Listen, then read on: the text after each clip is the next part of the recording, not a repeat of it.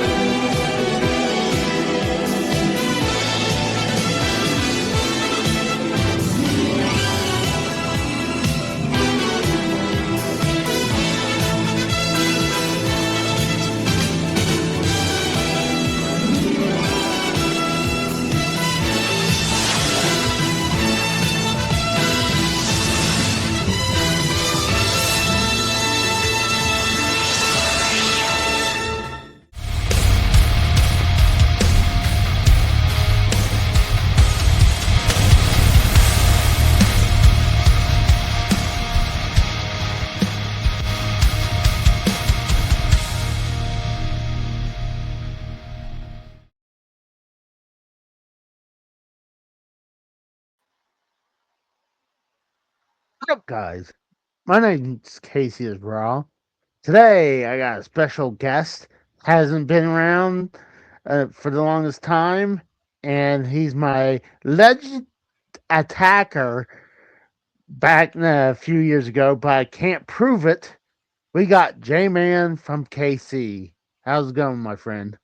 What's going on, Casey? It's been a long time. I'm sure that people hearing me right now are going, "What the hell? No way he's back." Yeah, we've been talking personally for a little bit, especially when we're talking about wrestling. And I've just been begging to do this for a while. So Yeah, I found it's the check finally cleared. So so like last time I one of the ones I kind of remembered was like when we were trying to figure out who's I think was it the Royal Rumble or was it the one with who's in the freaking oh, that's right, it was the Elimination Chamber because we were wondering who was in the fucking crate. yes, we were discussing the crate, and Yeah, I still will stand by my idea was better. And don't get me wrong. I mean, the Danhausen skits have been pretty funny. Some of them, not mhm. all of them. Um, but what I told you about, we're probably it's just going to be a folding chair with the dude wipe sponsor on it. Honestly, that would have probably gone off better than the Danhausen thing anyway. I mean, they booed the shit out of him. Oh dude, like I felt bad for Danhausen when like it was like I knew when he wasn't like if the crate wasn't the last thing, it was like that's gotta be Danhausen. If not, if it was like the last thing, then I was thinking maybe that was Chris Jericho. But But to be fair, you said if Danhausen came out, the crowd would go wild for him. And I that told you, no, there's probably not enough people who know who he is. I just think they did boo him, and I don't because that's his home. I don't know if it's his hometown. It's at least his home state. So honestly, they've been to Chicago so many times. The problem is, it was just they were building up out this crate for a few weeks, and honestly, everyone was thinking it's got to be Chris Jericho, right? And then in the last couple weeks, it was like starting to. hearing maybe it could have been Danhausen, but I was at least happy that Danhausen was able to recover from it because I was like, oh man, he might have just killed his career with that one. Well, the problem was it was WWE's fault.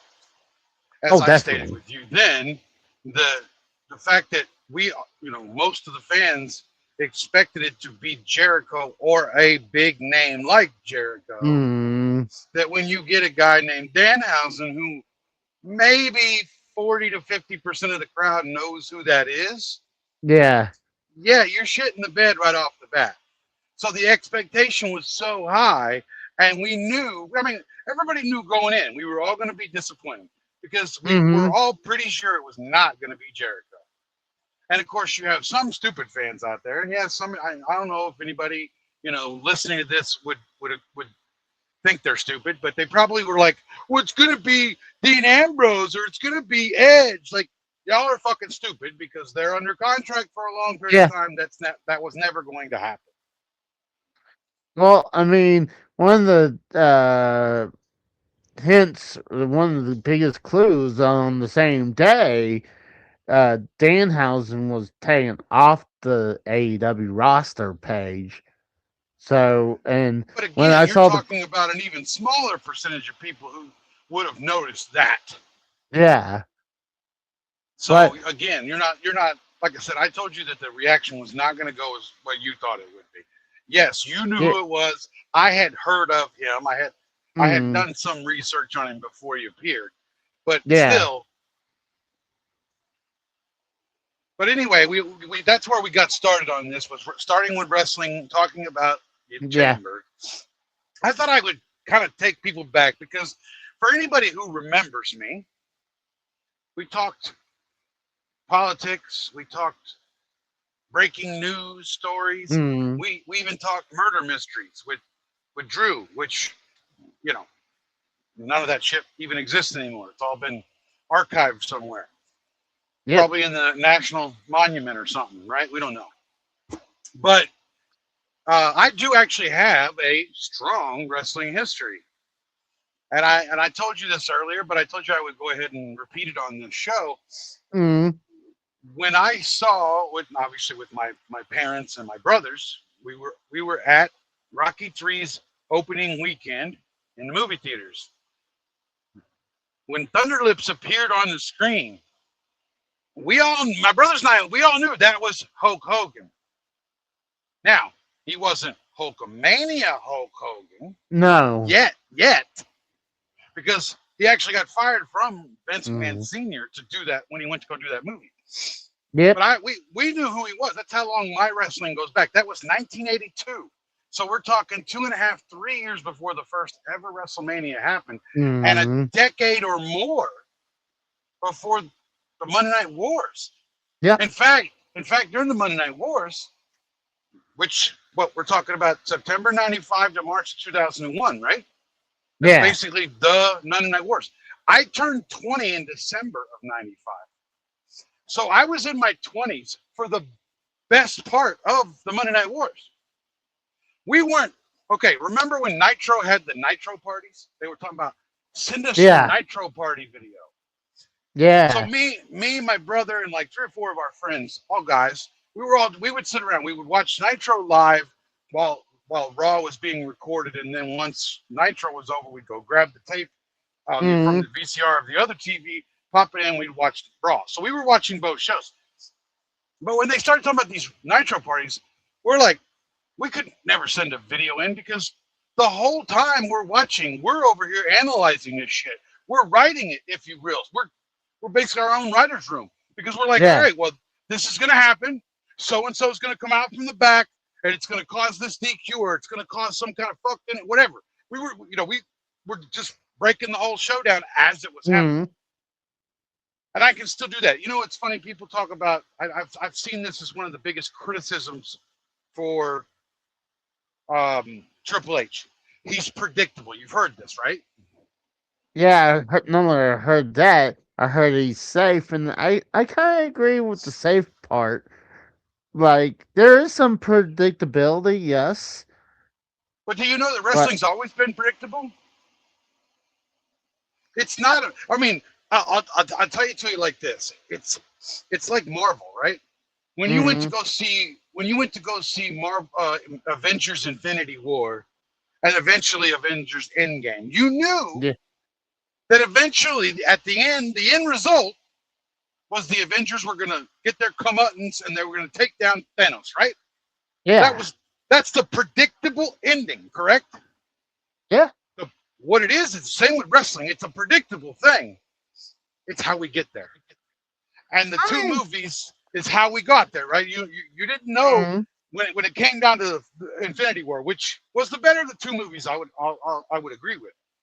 And it was Thanos' movie technically. You yeah, didn't know when you get to the end who's dusting, who's not dusting. You had ideas, you know. You didn't know who was going to die, who was not going to die, whatever. mm, And then you get to Endgame, and you have to. The whole movie basically is built up to get to that final battle where you finally bring the yeah, whole cast back, and it's like Avengers assemble, right? Great yeah, scene. You know what I mean? So like that's how it was like we knew we knew the end result was the Avengers were going to best Thanos. yeah, How do we get to that point? And that's what wrestling is. Wrestling has always been predictable. It's just how do we get there? Is the storyline compelling enough? Are the mm, set series of events that lead to the finale compelling enough, or even maybe a slightly unpredictable enough just to get us there? And that's what people don't well, understand. well, what sucks with this WrestleMania stretch right now, a lot of it was dictated because of injuries. I mean, I think honestly, I think one of the biggest things, obviously, you're going to have Braun Breaker doing something. I'm hearing he's cleared, but they're probably going to, they're definitely holding him out. There was Yeah, the we're rumor. gonna get to that. Obviously, the show is titled J-Man from KC's predictions for WrestleMania, so we trust Oh me, we yeah. will get to that. But I've heard rumors. Now I don't know. Obviously, everybody has rumors and speculation that the main events were initially supposed to be Seth Rollins defending the World Heavyweight title against Roman Reigns, Oh, while Cody God. Rhodes defended the WWE Championship against CM Punk. I rather Which, had that. honestly, no, those are top-notch matches. Mm, My problem would have been how would we have gotten to CM Punk going against Cody? Now, because obviously I think that Roman still was going to win the Rumble regardless. So I guess you'd have Cody win the Chamber, and then or yeah. CM Punk would win the Chamber. But you know, No, I've been it okay with would that. be I don't. But let's it be would be honest. it would be Cody who would win the chamber because at that time CM Punk was still the world champion for a while. So, like No, because he that wouldn't have been. Remember, the only reason that CM Punk got the title back was because Seth got hurt. yeah. So if you're talking about the original plans being Seth defending the title against Roman, then CM Hmm. Punk never would have been champion. He would have had that 5 minute run or however long it was at SummerSlam Oh before he got yeah, cashed in on. You know what I mean? And then there yeah. wouldn't have That's a been the great injury to point. Seth. Yeah, that's a great point. Yeah. Now, those would have been phenomenal main events Oh, if we don't have any oh. kind of stupid interference, which we'll get to, obviously, with the current ones. Um, I can tell you this much as a fan of all these years, 40 plus years, 44, 45, whatever it is. Um, the fans today, they're just idiots. I mean, not only like I talked about with the whole, well, it's going to be Dean Ambrose or it's going to be Edge. Even when it came down to Cena's final match, people were proposing that it was going to be Edge, and it's like you're idiots. And I'll tell you where it started. It started during the Monday Night Wars, and it started with one chant: "What? What? I'm an idiot. What? What? What? I'm an idiot. What? I fucking hated that. And it's evolved. We went from what to yeet, fucking yeet. Oh, my brother's in the hospital. Yeet. He might die. Yeet. Shut the fuck up, you dumb motherfuckers. And what's the other one they're doing? God, there's another one now. Oh, yeah. Fuck that. Oh, Come on. LA Knight, Jesus. Total mid Carter. He'll never win the world title. Y'all need to get that shit out of your heads. And you know what? yeah, There's nothing wrong with that. You know, here's the thing. I bring this up to people all the time.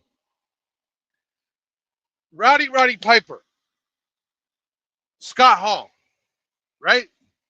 Two of the yeah, greats, right? yeah. They're in the Hall of Fame. Neither of them were a world champion. So would it be so bad if LA Knight went that same route? He gets in the Hall of Fame down later on in his career, but he never was a world champion. Yeah, I agree. I do think he at least should get the Intercontinental title. I mean, yeah, He's he held held it. He's held no, the U.S. title. he held the U.S. Same title, thing. but They're the same thing. There's true. nothing. They're neither one's higher than the other. They're the same level. They're the top of the mid card. So I and that's I where he is. He's a mid card guy. He makes too many mistakes. That showed up in the chamber. We were talking about that earlier. yeah. That little slip on the ropes. I mean, I know, but it's not the first time I've seen him make those kind of mistakes. And when Well, you put I him in the mean, ring with CM Punk to do a promo battle, he got his ass mhm. kicked. Now, granted, we're talking that's CM Punk. You know, so CM Punk's he's at the Cena Rock level, right? He's at the top of the list when it comes to promos. Oh yeah. But he couldn't hang at all. No, but I mean, he still can. He does a good promo, but like, I do agree that I mean, I think his chances to be the world champion, even being the world heavyweight champion, that time has passed. I mean, like he's Oh, it's never passed. probably They could still give him a token run like they did with Jey Uso. He's another guy that well. should have never been a world champion. Mm, I think And I, I was okay. I was okay with Jey Uso winning the world title. Like, look I how that think that killed Gunther, though. Gunther's never nah, going to live that down. He has killed what?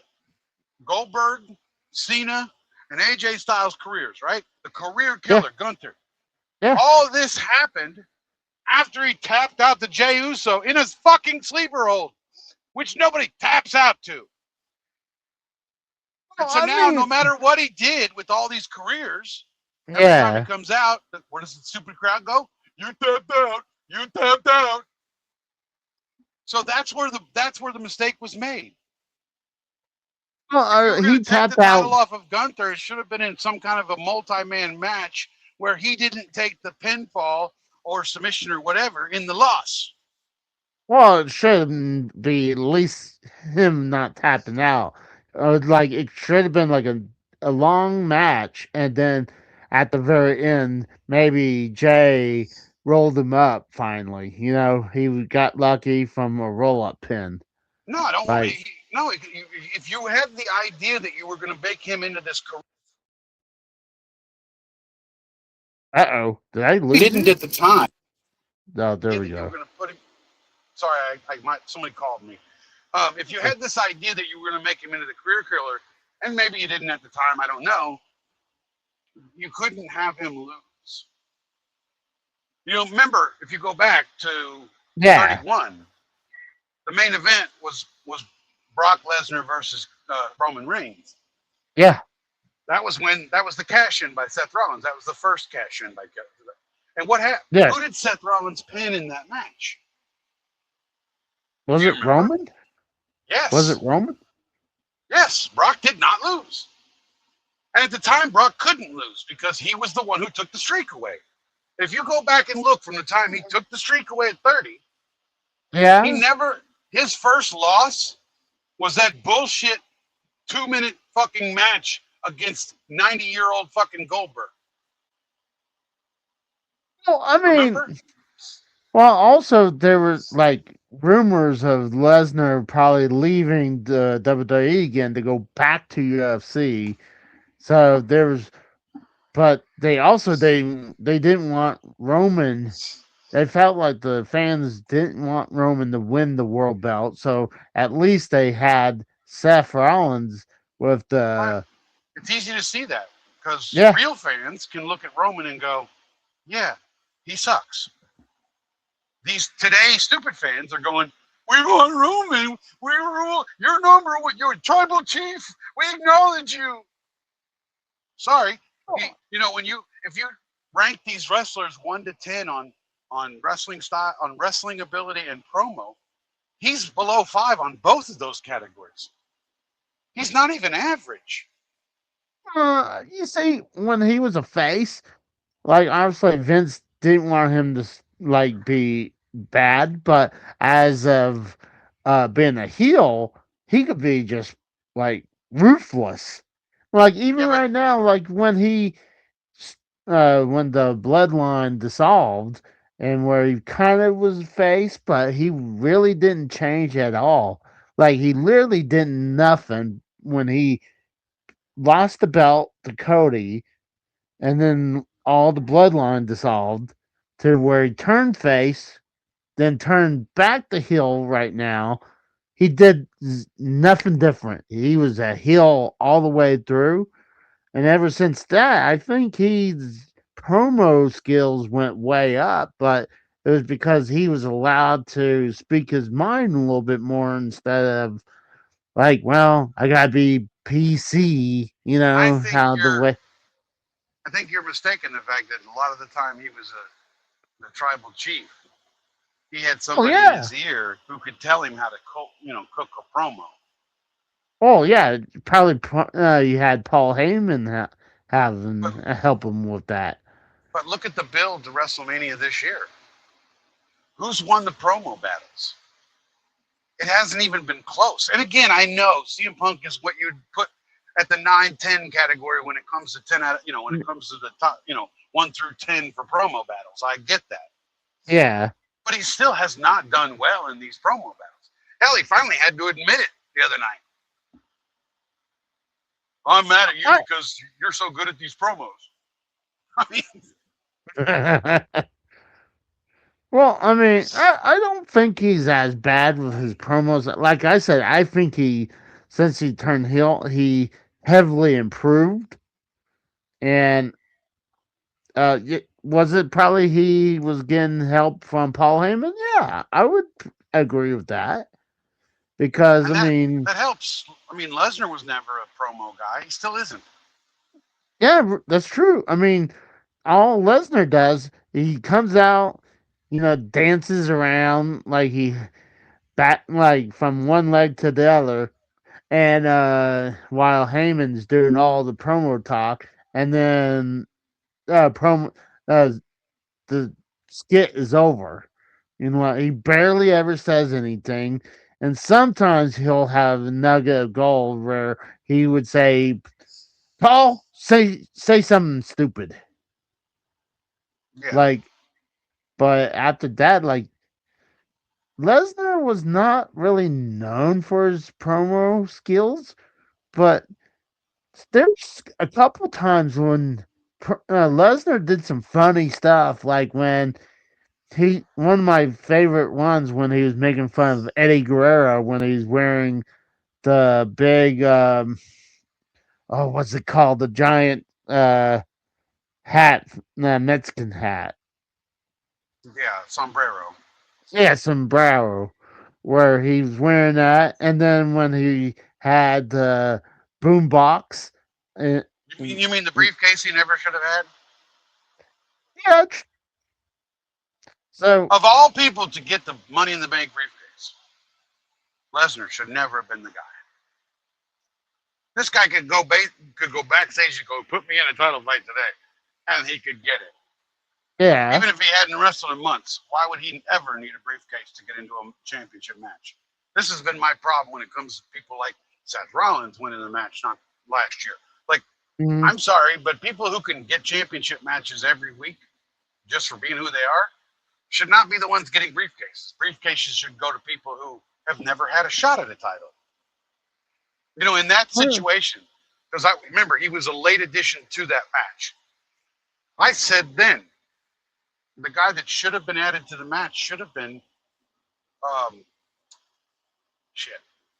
What's his name from New Day?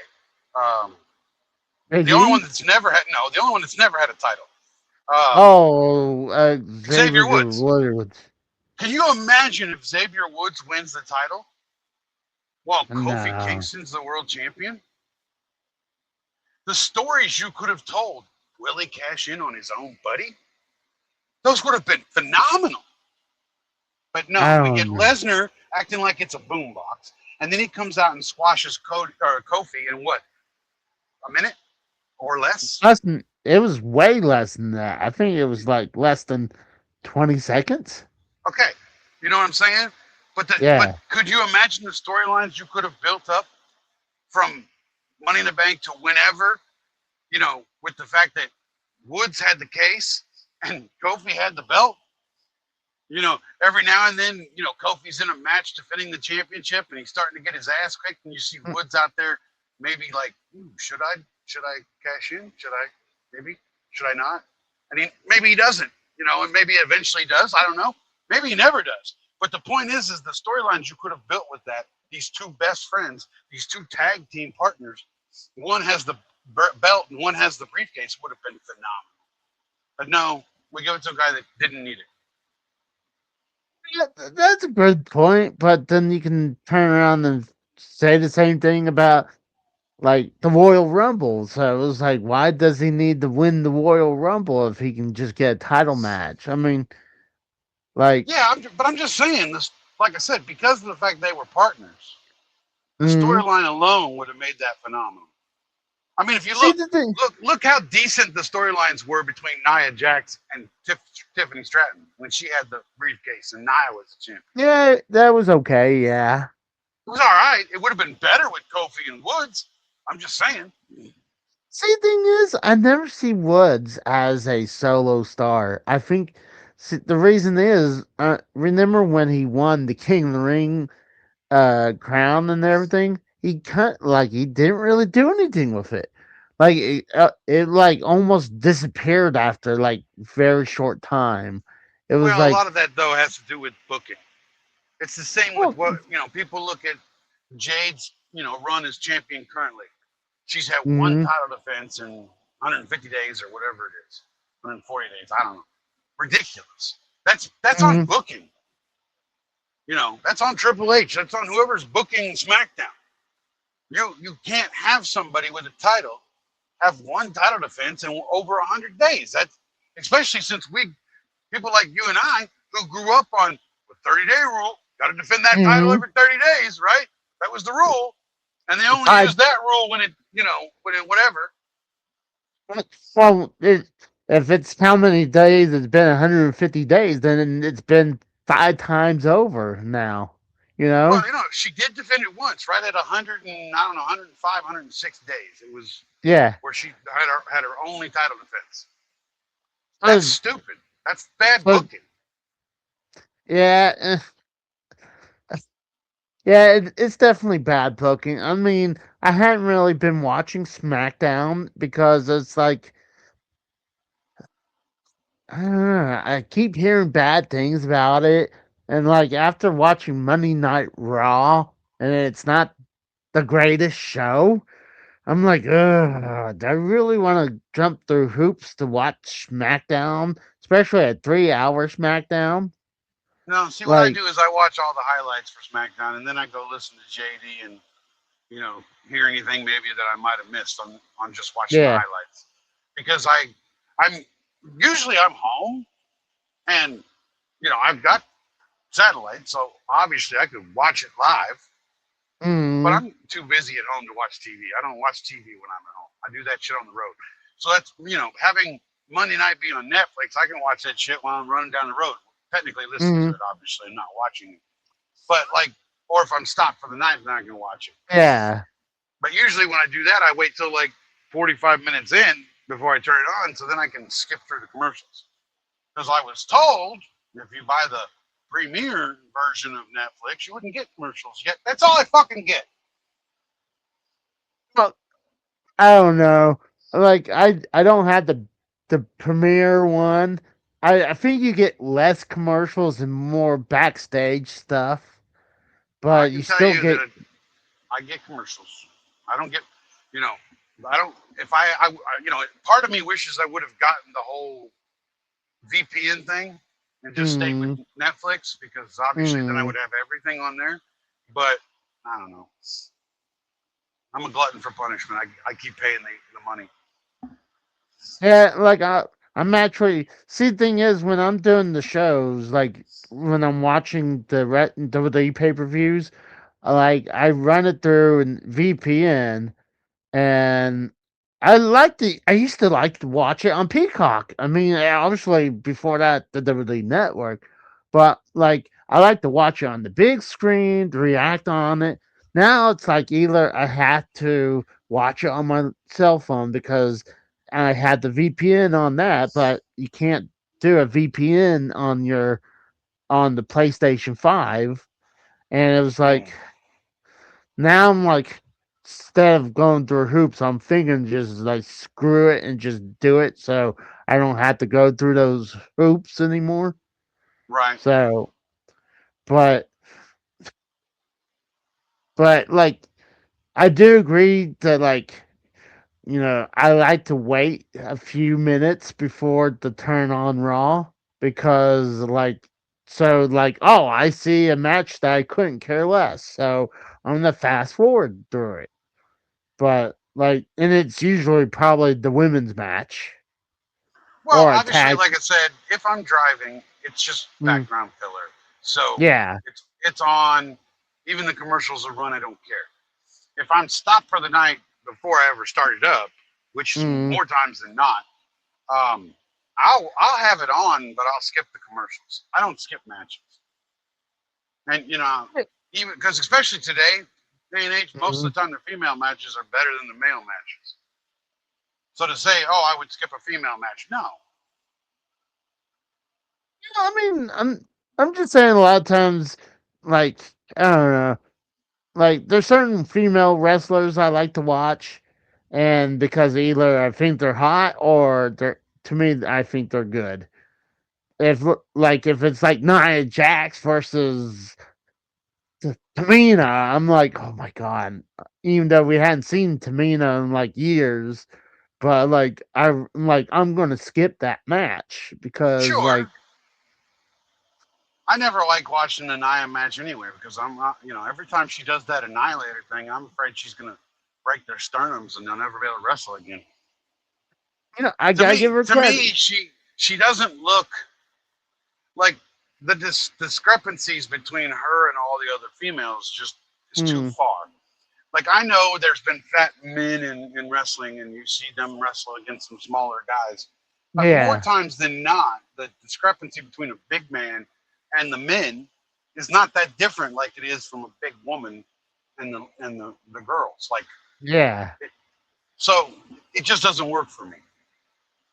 Well, Like I you go mean, back and Grant. look, Yokozuna versus Bret Hart didn't have near the discrepancy as Nia Jax and Alexa Bliss. Yeah. I mean, it's still there's some little bit because if you look at the WrestleMania 9 match, it was like, oh god.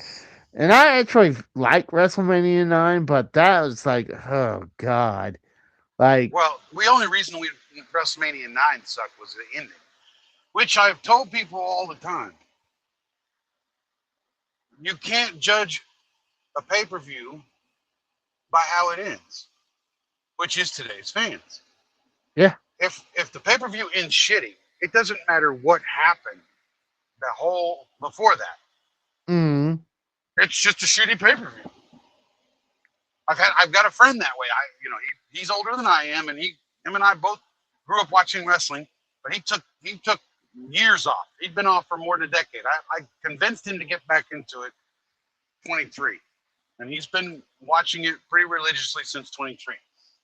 And we after every pay per view we'd be talking, and he's like, "Oh, that fucking pay per view sucked," and it would be based totally on how the last match ended. And I'm like, "How do you say that? We had this fucking phenomenal match between these mm, two ladies. We had this great fucking match in this triple threat. Whatever these." He's like, "Yeah, they were good." I'm like, so the whole pay per view didn't suck. You can't base it on the whatever ended, and that's what happens today. These people look at it and they're oh, like, "Well, whatever, however the ending goes, the whole fucking thing sucked." and Oh, I agree. which Oh, is why I I like to agree. rate every match. Well, You know, I when it agree comes to a with you pay per because view, if you rate every match, yeah. and because especially today, we're getting 4 or 5 matches usually on a card, so there's Mm, 30 minutes of filler time between a match. You can ugh. sit there and have a piece of paper write down after the match and be like, "That was a fucking 7 out of 10," and you still have 29 fucking minutes before the next match, right? Then you get the Because you get next match and you're like, "Oh, all right, that was even better than the first one." So I'm gonna say 8 out of 10. Then you have 30 minutes or 29 minutes, whatever. You get to the next match, like, ooh, that was, yeah, that was like a 4. All right, so now that if you're looking at it, you're like, wow, if you average these out, the ratings start to go down. And then you oh get to that yeah. last match that maybe that last match was a fucking super stinker and it was a 2. So now you've got a 7 and 8, a 4 and a 2. If you add all that together and divide it by 4, you're probably right in the middle at a 5 out of 10, right? Yeah, I agree with that. It's probably 5 out of 10. So that's how I break it down. It makes it a little easier to say how good a pay per view was. Because I Well, don't I I get mean, because I've seen some where they're like the last match just fucking killed it. Okay, like WrestleMania last year, the night yes, one, the main event night one, that triple threat was a great match, and everybody was like, night yes, one fucking rocked. Night no, one sucked. yes. Yeah, that You know match what, was great, but most of night one sucked. dude? I was just about to bring that up. Like I was gonna bring it up while all the matches prior sucked, while the main event was the best part. And then night two was the exact opposite. Most of the matches was great, Yeah, but and then main event sucked. I didn't think the match sucked. The The match ending of the sucked. match, No, the match sucked. Cena kept playing it as a slower pace because, as after all, he was trying to ruin wrestling, which is yeah, another thing. It's another thing. I'm gonna ruin wrestling. So Cody saved wrestling at SummerSlam by getting the title back, right, and getting Cena yeah. back to being a good guy. He saved wrestling, but now we got somebody out here saying we need to save wrestling from Cody. I'm confused. I thought Cody already saved wrestling. Technically, this would be the second time he saved wrestling. He saved wrestling from that god awful fucking bloodline run, which went way too fucking long. Yeah. So 2 times Cody saved wrestling. Now we need to save it from Cody. I'm confused. Well, Randy's gonna make it even better. That's how they're thinking. Like he's gonna like it's And just gonna make look be at the parallels. Look at the parallels. Cody going into WrestleMania as the champion. Just stop me if you've heard this before. He's facing a friend, if you will, who's turned mm, heel on him, kicked him in the dick, and now he's going into WrestleMania as the champion, facing a former friend who's turned heel and kicked him in the dick. yep. That sounds so familiar. Like 2 years in a row now. Oh yeah, it was identical from the year prior. Yeah. Like so that's one of the reasons when we do our predictions, like it'll be mainly your predictions. I might throw a couple of mine, but I do have one that I'm thinking it'd be a. I think it'd be a hot take, but I'll when we come up to Cody and Randy Orton on our picks. Well, But and I want to do this in a kind of a convoluted way.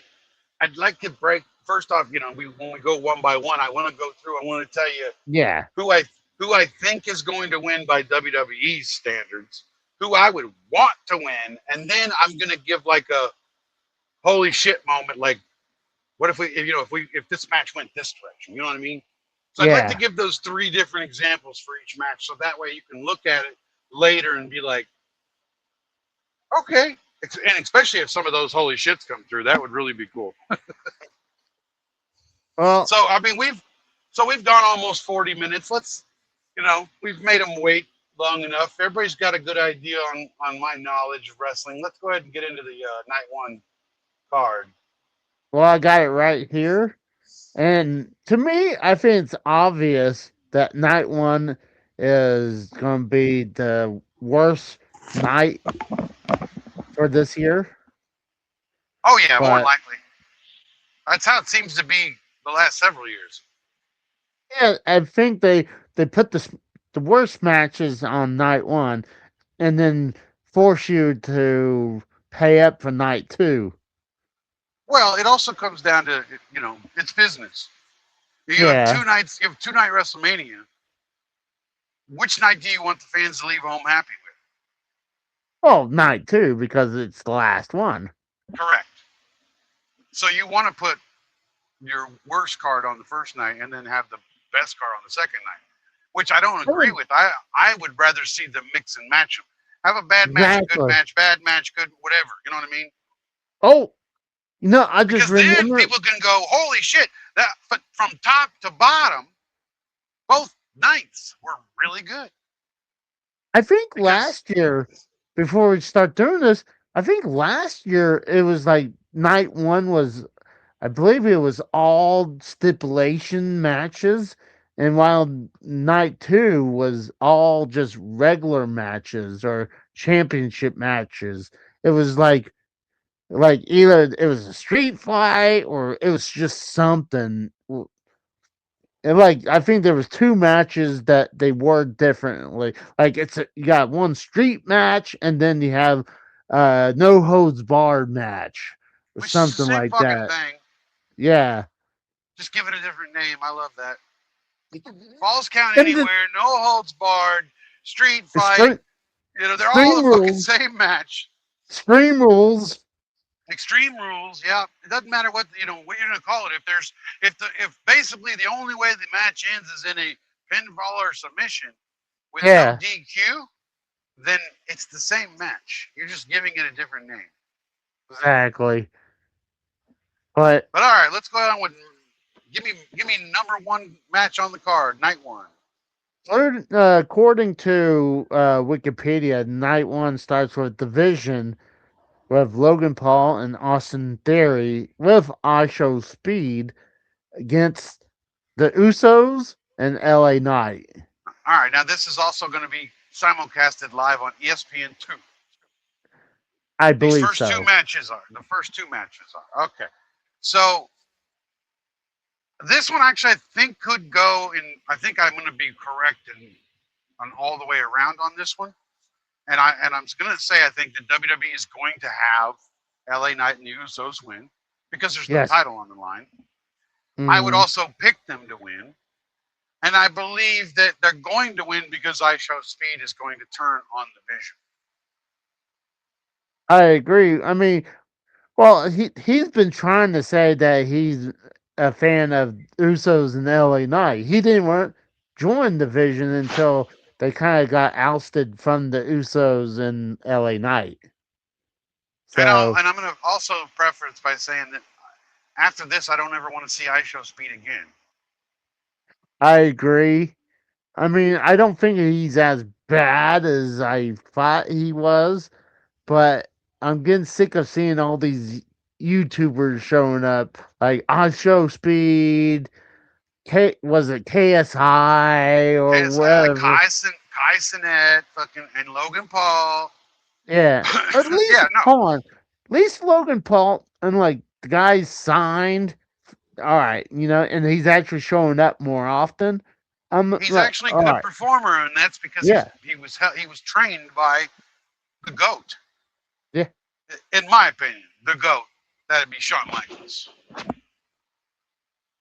So that's a good person to learn from. So Yeah. like, so I'm okay with Logan Paul. Like, No, but the other he's one, doing a phenomenal job. He actually gets real heel heat, and that's what you want in a heel. yeah, As I've always said, if you hate Logan Paul, then he's actually doing his job correctly. If yes, you I want Logan agree. Paul to go away, then he's not. And I don't think he's got go away heat. I think he actually has true real heat. No, I agree. He's got heel heat, not go away heat. So I think he's doing a great job right now. But it just sucks that his partner it's got to be Austin Theory. Like Austin Theory is just I feel like he's just one step away to get released. Well, yeah, this Like, is it. This is it. If they can't get him over here, then with Vision, then clearly he's going to be out the door. yeah, And but honestly, he fell into that same Vince McMahon trap. yep, He was a Vince McMahon guy, and then nobody fucking wanted him. Now that Vince McMahon's gone, or might be gone, who knows? Um, you know, now it's like, oh well, what do we got to do with this guy? We can't. Let's do something with him and see if we can actually turn him into something. And who better to put him with than Paul Heyman? yeah. And what sucks is that they had a good group, and then they started withering away when you lost Braun Breaker and then Bronson Reed. Like, honestly, those are your top two guys. Well, no, it started with Seth Rollins' injury. Oh, that's true. It was all fucking karma. When they decided to have Seth Rollins fake an injury, Yeah. only so he could come out and have a big reveal that he really wasn't injured and he can take the title off of CM Punk, which I thought was stupid, by the way. What was the storyline? As long as I breathe, CM Punk will never be the world's heavyweight champion. They let him do it. You failed. You fucking failed. He had it for the 5 minutes Exactly. before you cashed in. So you fucking failed. Yep. I said all along, even if you were doing a fake angle, which we all knew was fake, I love how they try to make it out to be like it was some big surprise. Like, we didn't see that coming. No, we all fucking saw that coming a mile away. But he should have came out and cashed in during the match. I agree. Then he could have pinned CM Punk to win. You also keep Gunther from losing. Oh, there's another good one. Mhm. And Seth Rollins actually lives up to what he said. As long as I breathe, Yep. CM Punk will never be champion. But you should have never faked the injury to begin with. And this is karma coming back. Seth got injured. Braun got injured. Bronson Reed got injured. The Vision basically is dead. Yeah. We're down to, remember the B team version of the NWO? This is the B team of the Vision right now. Like, Yeah, no, agreed. so All right, it's like, on to the next one. I'm kind of done with that Vision talk. so according to Wikipedia, it's Jacob Fatu versus Drew McIntyre. Honestly, we don't know. This is the lineup. We just don't know where these matches gonna line. Actually, But from what I understand, they actually did state, I think it was a week ago, that this was going to be the match order. Whether it was uh, online or whatever, I think they stated that. And that's why Wikipedia has it this way. Because I can tell you, 2 weeks ago, Wikipedia did yeah, not have an order or who was on to be on what night, and yeah, then it changed. So I don't think Wikipedia got changed just because on a whim. yeah. So I think But that's truly the order. So Drew McIntyre and Jacob Fatu. Jacob Fatu. This one again I think is relatively easy. I'm gonna go with Jacob, and I think WWE as well. Mm, But here's the fun part. I don't think Drew was the one that took out Jacob Fatu. yeah, that's what the Soul Monster is saying. That he doesn't believe it's Drew McIntyre as well either. Right, and I think I think that he's right when he says that it's going to ultimately be Randy Orton. I would agree. Mm. I mean, Jacob Fatu is a face, so and You got to Randy have Orton. Randy Orton's going to have some people. Oh, I'm sorry, spoiler alert. We'll get to that. That's true. That's true. And you would obviously agree it's Fatu That's as hard. far as I'll be happy either way, but Jacob Fatu needs to win so he can move upwards. Drew I McIntyre, he here's my doesn't need biggest to. problem with this match. Yeah. It's also on ESPN too, which tells you right there will be no blood. And if any match Oh needs blood, yeah. it should be this Yeah. one. I agree. Out of the other matches, minus Cody versus Randy Orton, I think I agree. This should be the one to have blood. Well, I I mean, literally, it is a blood feud. Like yeah, it should be. There should be blood. And honestly, if you don't, I know you don't want them blading. Fine, have it go over the hard way. I don't care. I'm sure that neither of them would be upset with, you know, getting each other to bleed the hard way. Because it's if you didn't know, the match between Bret Hart going back all the way to 13, the match between Bret Hart and Stone Cold was not supposed to have blood. yeah, And Bret told Stone or Steve Austin that we need color, and I'll do it the hard way. And Steve's like, all right, because it's better to ask for forgiveness than to ask for permission. yeah. That's true. That's true. And honestly, if that match had no color, would it have gone over as well to you that it No, really? I don't think so either. If he's in there like trying to get out of the fucking sharpshooter with no blood dripping down his face, it doesn't work. no, I agree because I mean the blood That's what made sells that match. because it is literally bleeding down his face. You can see it literally leaking off his head, Yeah, and it sold. I that's what made agree. the I mean, match. yeah, And and so if it I was think this match needs it too. And I hope that one or both of them takes a hard way, so that way they can say, hey, we didn't blade. well, here's the thing. I, wouldn't it be safer just do the blade? I mean, like if they're gonna get color, why do it the hard way? Because potentially you're gonna hurt the guy more doing it the hard way than just and No, they just know go. they know how to do that stuff. And besides that, the hard way actually looks better. When you blade, a lot of times the color goes away pretty rapidly. But when you do the hard way, you can bleed pretty much the rest of the match. A lot of times people would also take do certain things to honestly if your blood mixes with sweat it looks better, and then sometimes if you take an aspirin it thins out your blood. So but you would have to make sure that you're going to get color so you can take that aspirin. I mean, Plus, I would rather them have to ask for forgiveness from ESPN2 or ESPN in general yeah. for getting color rather than ask for permission. No, I agree. And it's gonna suck when it doesn't get color because I agree this is a blood feud because Drew McIntyre is being accused for knocking out his teeth.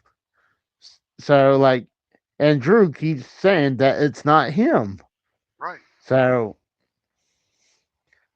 I mean, at least they're building this up. I mean, look what happened when we found out who the hell Randy Orton's who he was on the phone with.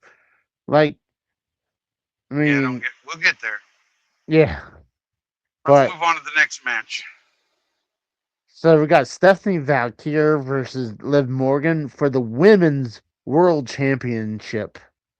Okay, so myself, I think Stephanie should win. I think WWE is going to go with Liv, Mm, but here's how I would write it to get my way. I would have Raquel and Roxanne come out and cost Liv this match. Because if you look already, they've already kind of built a storyline with Raquel.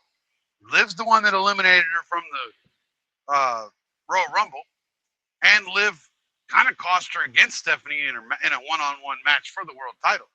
So you've got mm, that going. And we really never got a finite result to whether Roxanne is staying with the Judgment Day after they kicked Finn out. Because Finn's the one that brought Roxanne in. Because remember, as she was talking to her about it, that's when she got hit from behind from Stephanie and they bonked heads. So we never yeah. got Roxanne's answer to whether she was going to stay or not. And we haven't seen her since. So right there, you got two good reasons why you could have them cost her the match. And I like that. So yeah, I would Here's keep it on Stephanie. here's the problem. When I was doing the my predictions before, I was running into I was very face heavy. So that's why I was like, I need a couple heels on both nights to win. You can't have all the Sure, no, I faces agree. win. And right now, yes, I am face heavy right now too. All three matches I've taken the face. Yeah. Don't worry, I got heels. So who Uh, are you taking? I'm up in the air. I think Stephanie Valkyrie shouldn't lose the belt because she only just got it not too long ago. But, and also Liv Morgan, she's already had her time in the sunlight. But sh- she's got that new music video. Okay, I'm kind of leaning to Liv right now. okay, but if okay, this was another reason. This is another good way we did this back in the day. If Liv wins, who's next up to face Liv? Who's in line? When you name the next 2 to 3 people that opponents wise that could be in line to face Liv, Oh, I have no idea. Like, I don't because that's how like. you write a story. That's how you Well, write wrestling. You got to know that if you go this direction with this match, who are the I next two mean, to three people in line to face that person after they've won? Especially when you're talking about a champion.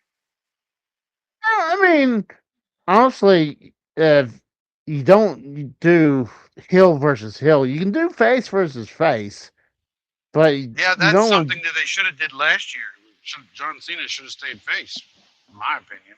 Yeah, I, well, I said and that last year because the problem was is you're talking about a person going for the record 17. yeah, The crowd was going to blow the roof off the joint when he won. So why would you have him be a heel? You're not supposed to cheer a heel. And they I did. think They if blew the fucking roof off when he won. I think they were going to do the heel turn, they should have done it at WrestleMania, not the pay No, per view before. no, he should have never had a heel run. This is Oh, supposedly his final tour, right? He was doing a yeah. 1 year retirement tour. The fans were going to cheer him no matter what. You could have you could have knocked out all the heels all year, whatever, and he could have had plenty of face on face matches, whether it's with Cody, whether it's with AJ, Mm-hmm. whatever. He didn't need to be a heel at all, and it would have been a better retirement tour the whole year. Well, and he didn't have the time, and like he didn't have the booking schedule to do the heel run proper because like when he first turned heel, we didn't see him Didn't see him for for 3 weeks. Three yeah, weeks. and like if you're gonna He was do dead. that, you need to The see heel him the run was next dead. night. The heel run You was need dead. to. And if you didn't have Cena, you could have at least had The Rock and Mm, or fucking Travis Scott doing some promos for him, whatever. and Because well, Travis Scott, I would rather take The Rock, well, sure, but we all wanted The Rock, and The Rock should have been there at WrestleMania. But mm, no, The Rock took his ball and went home. yeah, last year that was a shit show with the whole heel run. Like they should have just figured that out. They figure, hey, it's gonna be like we didn't have to put any work once we turned him heel. People already booing him anyway, so like they didn't they say on Real that Triple H says we really had to screw this one up to fuck it up or something like that. And I guess what? They fucked it up. Yeah. Well, we haven't seen the final from SummerSlam on, which that'll be coming up, season 3. Again, Mm, the Unreal show itself is the stupidest thing I've ever seen. yeah, it's like I watched Fucking a Becky couple of Lynch. Oh my God. How am I supposed to keep a secret about Seth being hurt? You're a fucking professional wrestler. You lie all the fucking time. What do you mean? that's true. I mean, It's stupid. I do agree. I mean, it's cool to see, like, some of the stuff that lately the WWE Vault, they would put some old backstage stuff from the past, and it Well, was cool the to see funniest that. thing, the funniest thing was to see the video camera on Triple H talking to Seth Rollins about the fake injury, Yeah. telling him the only people who know me, you, Cody, and LA Knight, and then of course Seth like, well, why should LA Knight know? Because you would want to know if you were involved, if you were in LA Knight's shoes, whatever. Yeah. And I'm like, no, so does every fucking cameraman and editor for this fucking show, Yes. which is And probably all how the it got, which is probably how it leaked because we all got the leak. That's why nobody was shocked when it was found out it was fake injury because we all got the leak before the match happened. Somebody came out and said online, look for Seth to fake an injury in his match against LA Knight. So we knew uh, going in that there was a possibility that Seth was going to have an injury. And then lo and behold, he did. it was stupid, and the whole Unreal is stupid too. So, like, like, well, I'm hearing that LA Knight got pissed off because Triple H was telling him something. I guess he was criticizing LA Knight on something, and he's just like, "Hey, it's them one on one," and then he finds out it was on Unreal. It's like, oh, great! So now I can't trust if Triple H calls me over and gives me advice or uh, chew my ass out. It's going to be on camera now because if you're in the gorilla position, you have to really be careful what you're doing But because what are they? They're calling it Unreal because it's supposed to be unscripted. It's fucking scripted. They're not giving you. You think they're giving the house away on these fucking Unreal shows? Come on, no. dude, they literally like when it happened, people automatically was like that's going to be an unreal story, and guess what? It was Yeah. because when Becky was like, "You didn't see that coming, did you?" I'm like, so she was saying that shit in gorilla position. And I guess that was posted on Twitter. I was like, so it's just stupid. But talking about Becky Lynch, that's our next match is AJ Lee versus Becky Lynch for the Women's Intercontinental Championship. Okay. Again, this is the one I'm again. I'm staying face on this. Amazing how that Really? works. Yes, and I'll tell you why. First off, I do believe that WWE is going to give the fucking belt back to Becky Lynch. Number one reason why I think that it should stay on AJ Lee. Becky Lynch needs to be put back into the main event scene. Who's in the main event scene? Like, right? You could name maybe a couple of people, Mm, you know, and this would work out great with my other pick of Stephanie retaining because then you've already got a built-in next feud, Stephanie and Becky for that world title. that And those are going to be phenomenal matches. mm, Plus, I don't want to see Becky win her Intercontinental for the third fucking time. She did what she needed to do to get the title over. We're good. Let's let AJ drop the title to a young up and comer. Oh, I don't know, Roxanne Perez. yeah,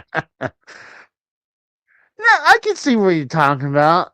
At first, I was going to say Becky Lynch for me, but that's a great point because I'm like, I mean, like, I choose I can't have both heels women champions winning both belts. So I'm thinking I'll take Stephanie Valkyrie, but I guess I'll go with Becky Lynch. No, uh, I'll take Becky Lynch to win the Intercontinental title. Yeah, I mean, and again, after if Becky wins, Mm, we're you're done with Becky and AJ. So yeah. Who's next to face Becky? Well, obviously you got more a You mid go back to Carter you from. can't go back to Lyra because the last time their match that they had a match, the stipulation was that as long as Becky's the champion, she can't go after it. So you can't go to Well, hold Lyra. on. You could Well, go you to think? Bailey, but Bailey again should be in the main event scene. Well, I mean, you would figure once she lost the Intercontinental title that Oh, I could see him that still bringing that back up. you think so? I think that stipulation expired once she You lost would it. think. You would think. Well, I could see that being brought back up where Becky could, like Lyra could come out and Becky would be like, the rule stated that as long as I have the title, you can't challenge for it. It didn't And that's state fine. that if I lost it and got it back, you could challenge for it. It just said as long as I had the title. So I could see them going that route. But again, That's a good. so if that's the case and you take Lyra out, then you get Mm, what? Then you get Bailey, and Becky. We've seen the match, kind of. Um, I don't want again. Bailey and Becky should both be in the main event scene, not in the fucking secondary.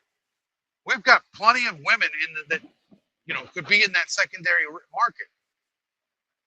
You're I taking agree. away from your main event scene by taking two of your very best and putting them in the Mm, secondary. It's stupid. Not to I mention if mean, AJ retains. I mean, I mm, remember her listing a whole bunch of names she would love to wrestle. Okay, give me some of those dream matches. And the again, thing I is, know they don't have to be for titles, but mm, I would much rather see her retain and drop the title to Roxanne Perez down the road after maybe she yeah. gets a couple of dream matches that she's wanted, and she can still get the dream matches later. It all depends, obviously, on what her availability is going to be after WrestleMania. Because And like, that's the one thing that kind of bothers me because I'm hearing that she like is more of a part timer. So I don't like, know, I'm like, she's I've seen her. Let's go from Royal Rumble to now. I've seen her more on TV than I've seen Roman Reigns. oh yeah, but that's totally different. How is that different? Roman's on super part time where Yeah, so yeah, we'll get there. Don't worry.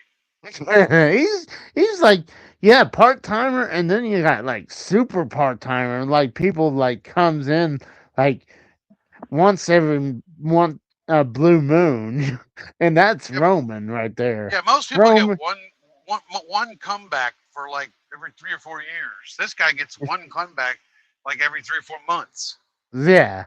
and it's because he disappears for that much time. Well, I mean, same thing with Lesnar, but I mean, Yeah, but we're about done with Lesnar. He's done at yeah. SummerSlam. Oh, that's allegedly, and it No, should be too. oh no, I think because SummerSlam's in Minneapolis is basically his backyard. Yeah, no, I think he's already. I think that's the story. And I'm fine, and I hope that's the case because I'm done with Lesnar too. Yeah, I mean, he had a great career, so I'm like, He had a great career from 2000 to 2002 or whatever it was when he first came up until he left after WrestleMania 20 oh, because that's when he well, actually wrestled. uh, People, you know, everybody wants to talk about this is a great match between him and Roman or him and Goldberg. Like he has a two move set. Sure, it's multiple different types of suplexes, but it's still suplex and F5. Like that's his whole entire match. But go back to 2002 SummerSlam against The Rock, or better yet, mm, him and Kurt Angle, and you'll see that he actually can wrestle. yeah, he was He 8. has it, Well, and before, well, those matches are way better than anything he's done since he's been back. I agree with that because, Whoever gave like, him the eye, whoever said, yeah, that's okay, just go out there and give 15 suplexes and an F5 and call it a day. Whoever told him to do that, probably Vince McMahon, but yes, whoever should have been shot because you're taking basically one of your most gifted fucking wrestling guys Mm. and saying, here, just beat 2 moves. Well, I mean, honestly, they're banking off when he won the UFC championship, and then him coming back and obviously beating Undertaker at WrestleMania 30. He Which was never should have made happened. In fact, he never should have even been in that match. But no. no, I mean, no. You want to talk about Undertaker should have retired undefeated at WrestleMania. no. I'll tell you why. It's the only thing he had. He was never the guy. When he first started, it was Hogan. Then it moved Yeah. on to Brett. Then it moved Yep. on to Shawn. Then it moved on to Stone Mm. Cold and The Rock and Triple H. He was never the guy. The only thing he really had was the streak. And he started his career at Survivor Series, which is also where Mm. he retired. So he could have retired undefeated at WrestleMania and lost his career at Survivor Series. I The would streak never actually. should have died.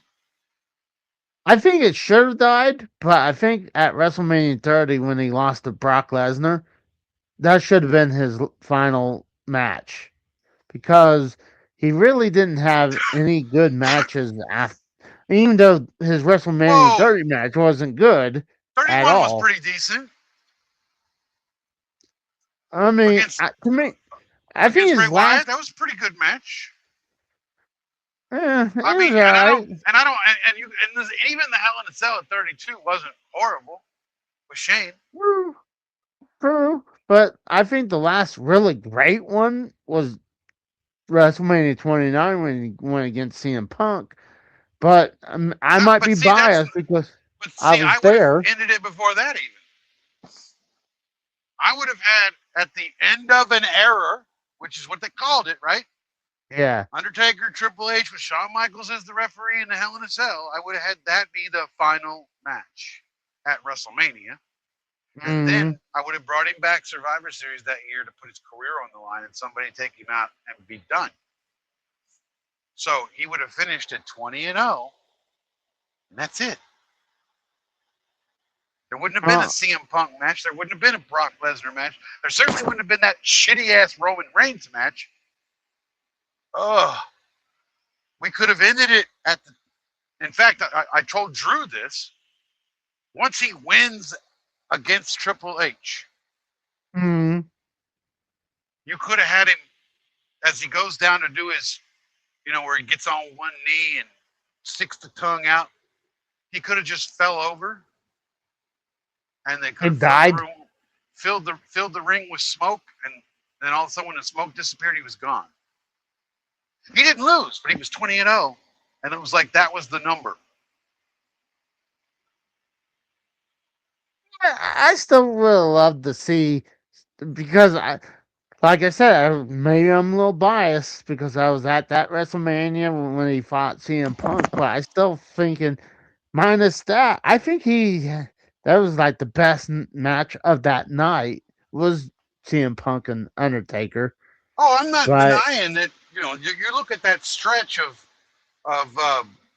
Randy, mm, and then Shawn, Triple H, and then CM Punk. That stretch right there was probably his best WrestleMania matches. I agree right there. Which obviously 25 was the best, but yeah, I agree. I, I think when he hit WrestleMania 30 and when he got the concussion, that match wasn't great. But honestly, that's but not Lesnar what shouldn't people. even have been there.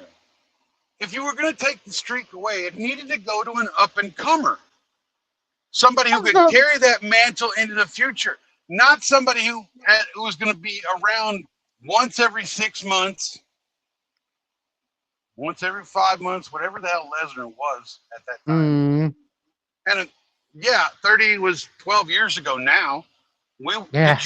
And honestly, Brock did take a lot of time off in that 12 years. Oh He yeah. probably really only wrestled 4 of the 12 years when you really want to put it in totality. That's not the kind of guy that should be taking the streak. Imagine if, okay, Again, I wouldn't have liked this, and the fans still wouldn't have either. But imagine if it was Roman at 30. Oh God. Yeah, it would have been horrible. But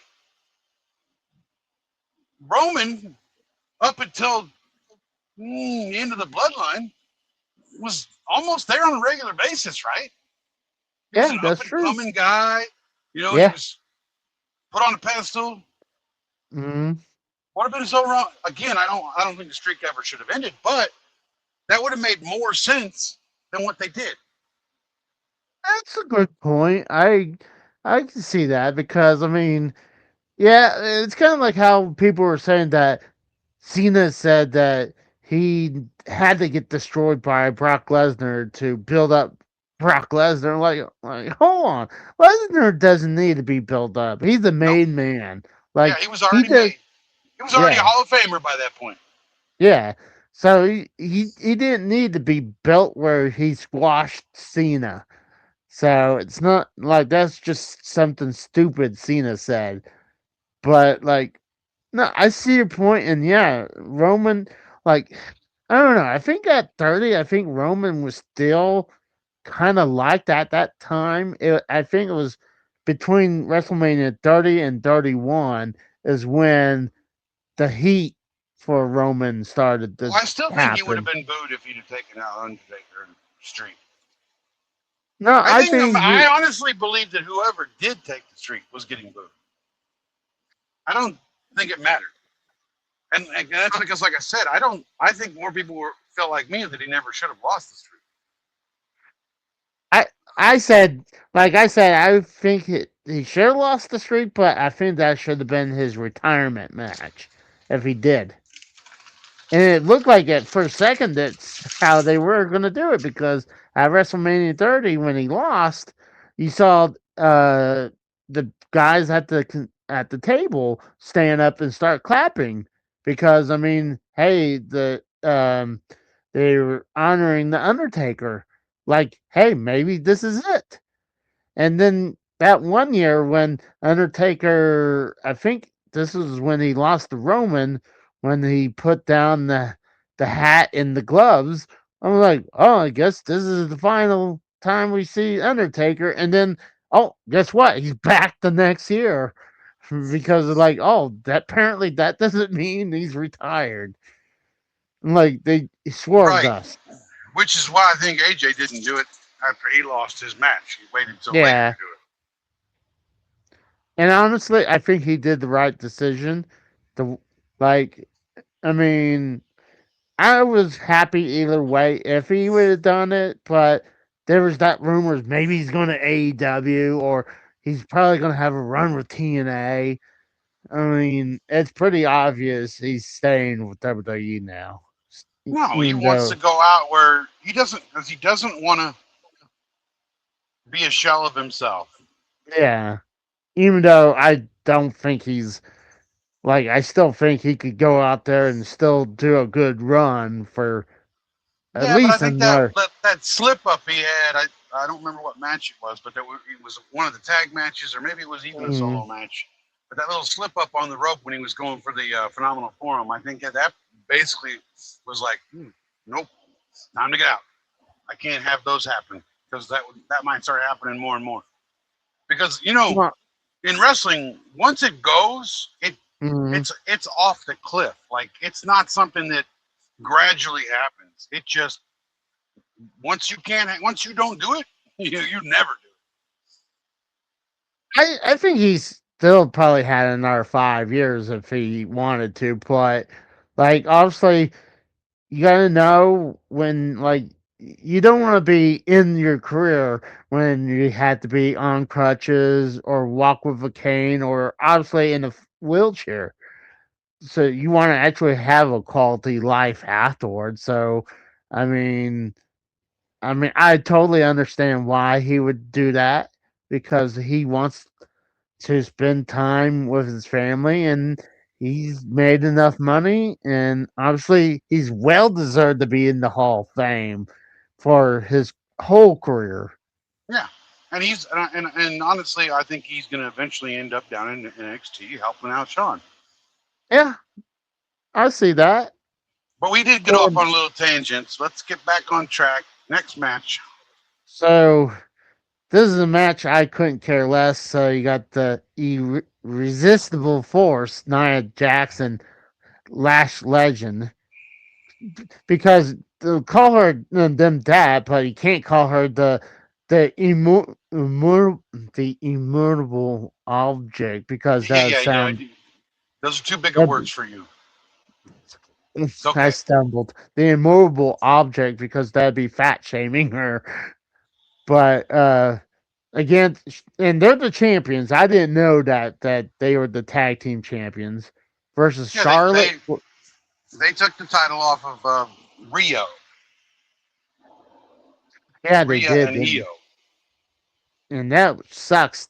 But I mean, it makes sense where Rhea Ripley's going for the championship. So No, what sucks about this match is the reason Io doesn't have a match yeah, exactly. because if Nikki Bella can't go, then they're gonna take out the Bellas and put in the Kabuki Warriors, and then Rhea or Io doesn't get a match, which I think is stupid as hell. I know that I both JD and Solomon have said this. yes, You just make it a triple threat. It doesn't need they don't need a fucking fourth team. And triple threats, when it comes to tag teams, are better than 4 teams anyway. I agree. I agree with So that. that never should have been tied to this. I don't understand that. Whatever logic, Mm. that's stupid logic. But let's Oh, look at this. I think mm, I guess we should look at this in the two different possibilities. If the Kabuki Warriors are in this match, I think WWE is going to go with Bailey and Lyra, mm, and I would probably lean that way as well. It would be a great moment since Bailey got fucked out of last year, and this gives that mm. kind of giving it back to him. If the Bellas are in this match, the title should go to the Bellas. I don't. Oh God, no! Please no. Why? They never won it, and they are technically a legit tag team. This is my Okay, problem. I'm tired of taking the main event stars because we've depleted the main event for a stupid tag team division that has no tag teams. Other than the Kabuki Warriors and the Bella Twins, what others actually are tag teams? They're that's a not. good point. No, that's a good point. It's like, I okay, mean, if you really wanted women's tag team belts, I don't know, here's a thought. Down in developmental, you could have done a women's tag team tournament, bringing in girls from all over the country and making them as tag teams. mm, I know it's a holy shit idea. And, give me 10 to 20, I don't know, however many tag teams you needed to get. Have this tournament to see who you can. Remember, Rhea did so well in that women's tournament that everybody really loved her, but she didn't win it. Like, so you got these tag teams in there, and you've built these tag teams up. You put them on NXT, and so you start having these tag team matches, developing these tag teams. They have names, they have tag team moves, they have a tag team music. It's all there. They are a fucking tag team. And then when they get moved up to the main roster, they get moved up as a fucking tag team. So you eventually get yourself where you have 4 to 5 teams on Raw and SmackDown and NXT. And so now you've got 15, 16 teams, whatever, in total to battle over these women's tag team titles. And so you don't take your main event wrestlers out of the main event. But This is another thing. This has always been something that's drove me nuts. You've got a writing team. I don't know how Unreal makes it look like it's 8, 9 people, right? Around the board table. You can't tell me that you can't sit there and say, listen, I need you to focus on the Women's World Championship, and here's your 4, 5, 6 gals that are in that division. That's your job. You book that division, you book that title. And then you get the Men's World Championship, and here's your 4 or 5 guys that you get to play with, whatever. Why is that not a thing? See, that's the other thing. WWE, the writing team, they get focused on, well, we need to build up the women's tag titles. So then you take all your fucking main event stars, put them together as tag teams, i.e. Bailey's in a tag team. Fucking Mm, Liv was in a tag team. yeah. Rhea and Io were in a tag team. Fucking Charlotte Mm, and Alexa are in a tag team. Like you're taking all your main event stars, putting them in tag teams, so you can build up the women's tag team division. Meanwhile, what's going on with the rest of the titles? What women's title outside of the women's tag team and outside of the Intercontinental Championship means a goddamn thing? None of them. I mean, oh, In definitely fact, not the definitely not the United States Championship because what's that? Yeah, what's it's that? garbage. Here's a title that you created, you thought you needed, Mm. and it's had two opportunities to be on WrestleMania and it still hasn't made a card. Like, explain that one. Oh, Baffles me. honestly, they should like they got both of these, and they're focusing more on the Intercontinental title than the United States Championship. No, I do agree. With, like how hard is it to during when Vince Russo he had to think of a bunch of storylines for a whole roster, and it was him and a few other people. It was not just Vince Russo. Obviously, you had Bruce Pritchard and Jim Cornette, and eventually you had was it Ed Ferrara, and obviously the on top you had Vince. So Vince will be like, okay, that idea is good. That one's horrible. We'll do this one with that. So I do agree. Like, I mean, I don't understand how like I think the only reason they take these women and they throw them in a tag team is because obviously they don't want to push them down to the Intercontinental title reign. So they're like, well, we need to boost up this tag team belts because now AEW is doing the women's tag team belts. So See, we the problem is there's too many goddamn belts. yeah You got 11 championships, and I'm not counting that god awful speed thing. So you have no 11 championships. How many of them are on the main event on the WrestleMania card? This is the biggest show of the year, right? So you would oh think that of the biggest show of the year, all 11 championships would be on this fucking card. you But, figure but only 9 of them are really on the card, right? oh Actually, not that's only not that even right. That's not even and right. what The two what men's you titles, the two women's titles, mm, the two men's secondary titles, the women's intercontinental, and the women's tag. yeah So we have neither men's tag titles, no U.S. title. I think that's it, right? So it's eight out of 11 championships on a neither card that has men 13 matches. neither men tag team belts are yeah you're right wow No, they're not. Yeah, the no men's tag team champions are on the show, but they're not defending the titles because they're in a six-man tag match. And the SmackDown tag team titles are again on two people who should not be a tag team. Remember when last year SmackDown had the best fucking tag team division going? They couldn't even put that belt on the fucking show. No, no, no. We got the New Day. We got to get the New Day another fucking run in a horrible match with the Viking Raiders. oh That god that made WrestleMania, but not the fucking tag team TLC that could have been yeah with that great division. And then what they do with that great division on SmackDown? Well, they let Johnny's partner go. He went to AEW. mm, They gave the belts to the Wyatt Six and let the Wyatt Six feud with the MFTs for what has it been, a year now? It seems like it's for god awful too long. yeah And now none of the good tag teams have a championship because it's on fucking Damian Priest and R-Truth, two guys who shouldn't be in the tag team division. they're probably going to be in the Andre the Giant Battle Yeah, Royal. and they're not on WrestleMania. See that I think that is stupid. Like I don't know why they can't have uh the Andre Battle Royal on the pre-show. Because I mean, they're gonna at least have a 2-hour pre-show. By the way, You know that's going to happen, and then there'll be no matches. So it's just them talking for 2 hours when they could Yeah, throw a match in there. they stopped putting And matches on pre-show when Triple H took over yeah, pretty much. Yeah.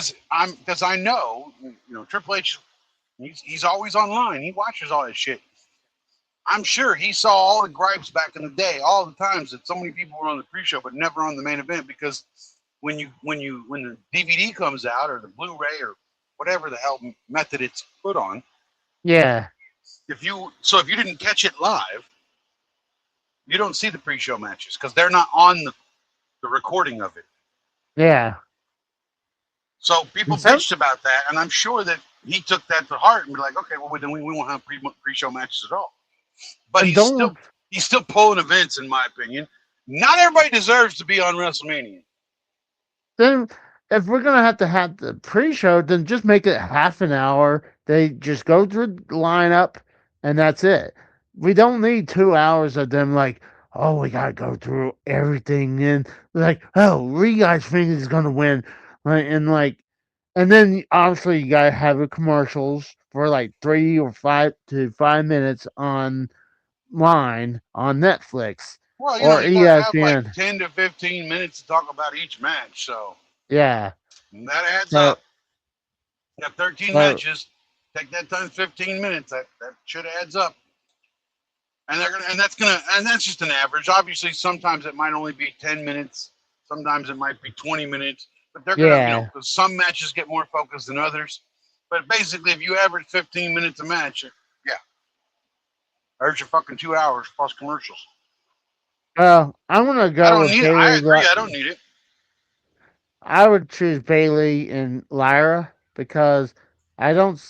But then I could see the Nia Jax team retaining because, like, right, still, like, is I guess the Bella Twins are face, so you're still very face heavy for night one.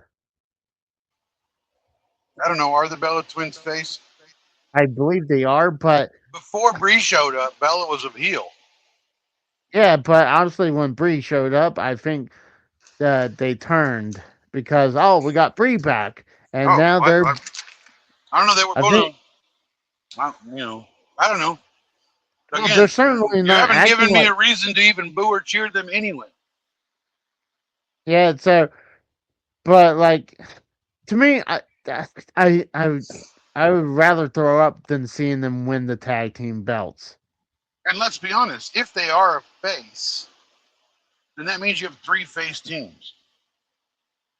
Because Charlotte and Lex are face, and Bailey and Lyra are face. Yeah, So, kind of stupid for there to be three faces and one heels. Shouldn't it be 2 and 2? yeah, I agree. And if But they're I'm going also to call any of those three teams a heel team, it would be the Bellas. Because we don't want to see them anyway. yeah, that's true. You figure they should be heels. I agree Here, with that. I'll solve some But problems right now. Like I would combine the men's tag team titles to one and let them mm, travel. oh I would yes, com- I would completely get rid of the women's tag team titles until you actually build women tag teams. Start down into developmental. Start mm, them down there, build an actual tag teams, and let them come up to the main roster as a tag team. This is not a difficult concept. You can do this. You got plenty of fucking people between Evolve and fucking NXT and wherever else they got, and around the mm, country. You can sign new talent, whatever. So get rid of the women's tag teams so you build it till you actually build women tag teams, and then I would get rid of the women's US title. It doesn't mean anything well, anyway. well, if let's say we dissolve the women tag team belt, then they would give more people a chance to go for the United States title. Then, so instead of just the feud that's already there, but honestly, like the big, like minus Lyra, she's getting up to the main event status eventually. I thought she was a good Intercontinental champion, but like you have Charlotte, Alexa, Bailey. is and you guess you can say Naya is as of main eventers, but like obviously they're gonna need to do something. So I would keep the United States title. But I agree, get rid of the women's tag team belt or just make it the NXT women's tag team belts and just keep it there, you Yeah, know? until you can actually build up some tag teams to bring up to the main roster. Yeah, We should not be having these makeshift because again, they're taking away from main event and secondary titles I agree. that are dying. Oh, I agree. Um, what's our next match? Let's move on. It's Seth Rollins versus Gunther. Well, So this should be the easiest booked match, and this is going to be my first heel. Gunther should win this match because Gunther should not lose. I don't care that Seth just returned. Gunther can't lose because the time well, that Gunther loses, that person's going to be taking on all the shit that Gunther's already accomplished. And Gunther still has mhm, some more retirements to add to his belt, which would include Brock Lesnar, by the way. That's why he's well, got. That's why he's going to have that favor from Paul Heyman. oh yeah. And I Oh here, guarantee you, it's going to come up. oh Here's definitely. here's your storyline. Breaker's going to show up at this match, and Mm, he's going to cost Seth Rollins this match. That way, you don't give. That way, Gunther doesn't win clean because that way Seth doesn't take a clean loss. God mm. forbid that would happen. Oh, but Breaker's going to cost him, and then Monday night, Paul Heyman's going to come out and say, "Hey, Gunther, I think I fulfilled my end of the bargain. I sent Breaker out there to help you win the match." And Gunther's going to be like, "That wasn't the favor I want. I'll let you know when I'm ready for your favor." mm, But I think they're going to try to write that into the storyline. The reason that Breaker came out there was because Paul was trying to get rid of the favor. He was like, "Hey, I returned the favor. I sent out Breaker," which makes storyline. It works. I agree. And But like I said, I think that WWE's going with Gunther as well. They have to. This is a I no-brainer. agree.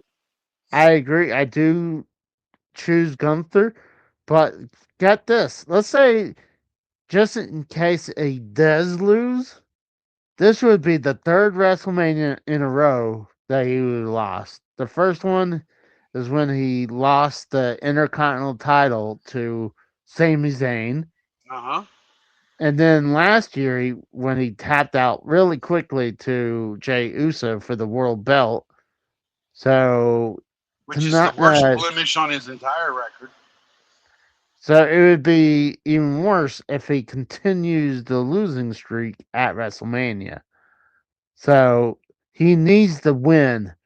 Seth Rollins is one of those people. Once again, is a made person. He does not need the win. Gunther needs the win.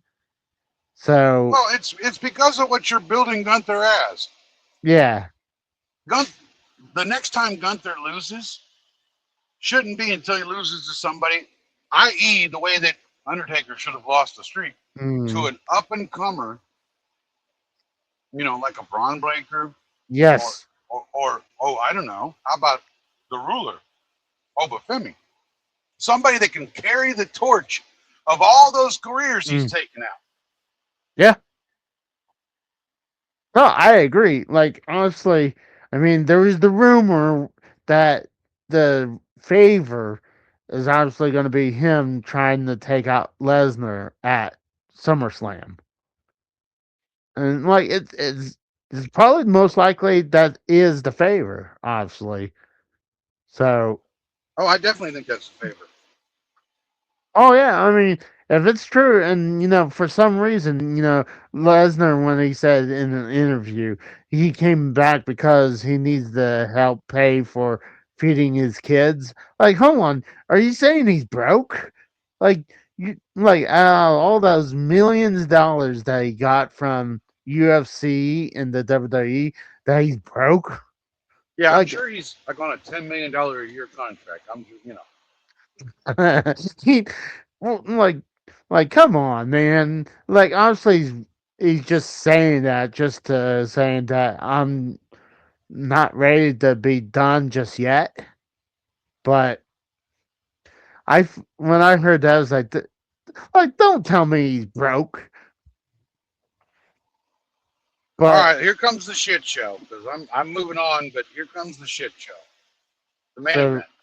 yep, you got Cody Rhodes versus Randy Orton with Pat McAfee in his corner, and the stipulation is if Randy Orton loses, McAfee will leave professional wrestling industry permanently. I thought Now, he just said I he would would leave just love, WWE. I would love to see Triple H actually write the story that have Cody go over so he can get fucking McAfee on the show. I don't think that McAfee is Triple H's booking. I agree with a lot of what the media is talking about. A lot of the IWC Mhm. is talking about. Oh, I I think agree. it's I think it's a TKO thing. And since Oh yeah. Triple H is the booker, hey, I'm sorry, I just had Cody going over before. I had that before you even brought McAfee out. Why would you have McAfee say that he has to disappear? Not my fault. I'd already had that written in before McAfee came out. That's what I would say. Because get him off fucking Mhm. television. I Well, don't see it happening. I think Randy's winning. I'm only hoping. I don't know who is. I don't remember who said it.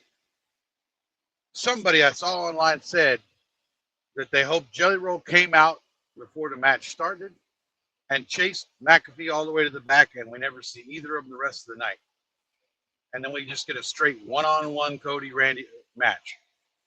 Whoever said that, I think that definitely should be what's going to happen. But I don't think that's going to happen. I think we're going to see McAfee and Jelly Roll damn near the whole fucking match. yeah, I And agree. I think. why? They don't need to be there. Neither of them. This match had all the history. You Mm-hmm. got two, like JD said, two of the best professional wrestlers in the business. You're telling me these guys couldn't tell a compelling storyline that we needed to have Pat McAfee in here? Him And being the phone call. and what the fuck? No, Um, I agree. I why agree. Like, why are we trashing WrestleMania? Why are we out here going, oh, WrestleMania? Obviously, WrestleMania sucks. You shouldn't even go see night two. But here's 25% off night one. By the way, I'm yesterday. I just happened to look it up. You know, by the way, I'm out in Phoenix. For those that know, I'm a truck driver. I'm in Phoenix right now. So I was curious because obviously I'm 3.5 hours away from Vegas. So I was looking up yesterday the tickets for both nights. You could buy the whole, for both night the package deal for both nights. yeah. We're 38% off. Oh shit. What happened to the 25%? Maybe I don't Dodge even. Ram. Maybe Dodge is paid for more because that was the whole thing that Pat McAfee asked Dodge to pay for 25% off the tickets. But here's the thing I don't like about it. I know they're scrambling. They're all so worried. Um, Bully Ray said this. I don't know if you were watching it, or listened to anything on Busted Radio, but Bully Ray said this on Busted Radio. He said, "You can't burn up a town," and that's what they did. They burned up the town. Mm. Going back to the same town, you're burning it up. You can't expect the same results. They should have stayed. If they'd have stayed in New Orleans, we wouldn't be talking about this. They would have failed New Orleans. But because they went back, they canceled New Orleans, went back to fucking Vegas. They burned it up. No, Vegas is not a cheap town. Oh, I've been there. definitely. It's expensive as hell. Not only that, but now you're telling me a week prior to WrestleMania, you're gonna have a guy come out and say, "Hey, from now until Monday night, after Raw's over, you get 25% off night one." All right, how many people do you think went, 25% off? Let me go online. Okay, I can get 25% off, so I got to pay $500 for a ticket. That's probably in the cheap range, Yep. to be honest. And then I got to pay $1,000 for airfare. because of the high oil prices right now. Oh yeah. Yeah, I don't think so. If you were within Oh. driving distance of Vegas or you lived in Vegas, maybe you might have bought a ticket at Mm, 25% off. But let's mm, be honest. If I wasn't out here and had a, was in within, a few hour drive of Vegas, I wouldn't even look it up because I know looking at it just from where I live in Kansas City going to Vegas would have probably been $800 round trip. I'm sorry, that's even more than the ticket. No, that's not counting your hotel, which is going to be already ramped up because of WrestleMania. Every single yep. hotel in fucking Vegas is probably charging double what they normally would because of WrestleMania. I bet all your cab rides, all your Ubers, your lifts, that shit's probably been raised because of this. Anytime there's a big event, like basically Mm. Vegas is double what it would normally cost you on just a regular weekend because of Vegas or because of WrestleMania. So like, no, not gonna happen. Not only This that. is Well, not only that, 38% off. Let's say, like you said, how much is the cheapest ticket right now? Like, I would have, I could go. Let me check down Ticketmaster real quick. I'm just curious. I looked at when I looked it was stuff I was looking at StubHub and it was 38% off for the 2 day package and the cheapest tickets were $390. So even 25% off that, I or know they were 38%. that was 38%. 38% off. So it was that price after the 38% off. So it would have been closer to probably 500-600 So like, still base even price. even with 38% off, it's still like it's insane. Like these tickets have just been outrageous for the last couple years, and it just gets worse every year because Well, they're like, it's well, it's the fans' fault again. Stupid fans. Every fucking time, every time they'd come out there and go, "We made a record gate," which means we took more money from you this year than we ever did before. You dumb. They all cheer that shit. Dumb yeah, motherfuckers.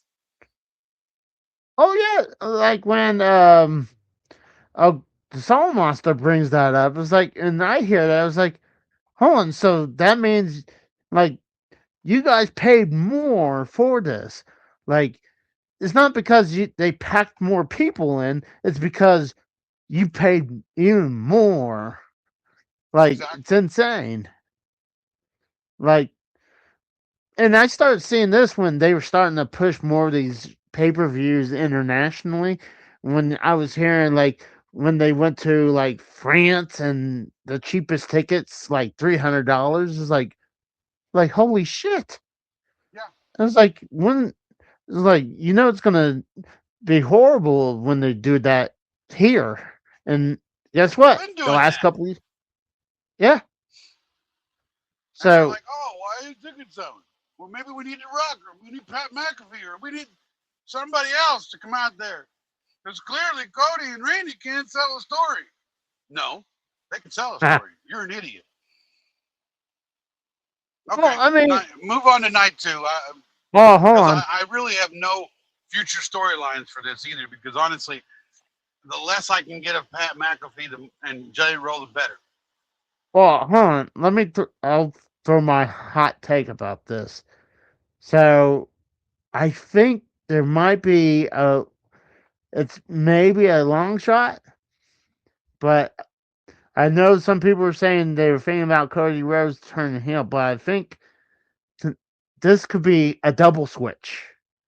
Randy Orton comes in as the heel, but he leaves as the face. But Cody enters as a face, and then he leaves as a heel because the last few years, Cody either gets screwed by Roman Reigns because of Solo Sokoa, and then last year he got cheated by John Cena.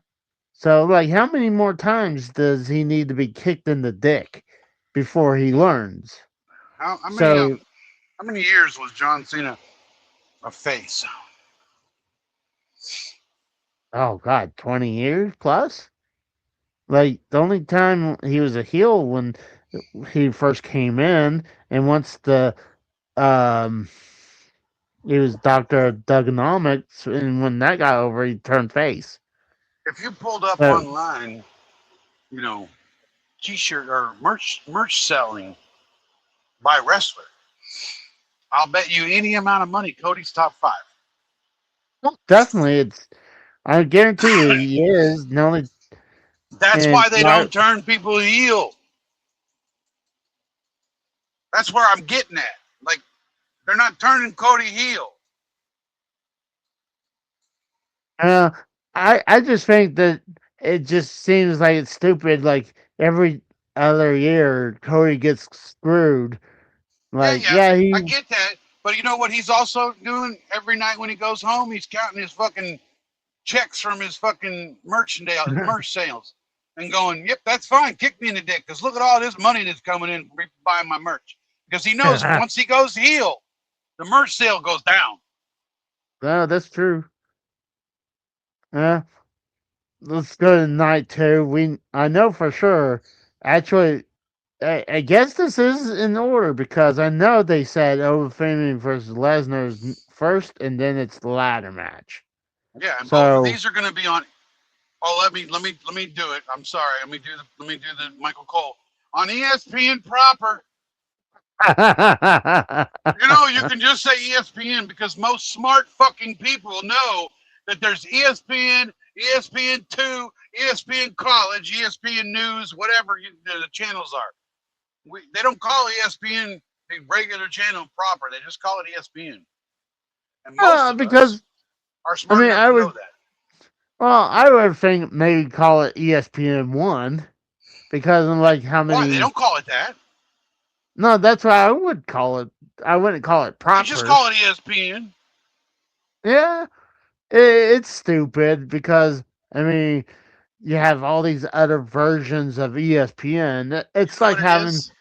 Because it's WWE and TKO that think, oh, they're well, actually, they don't think they know they're the people that watch their programs right now are dumb.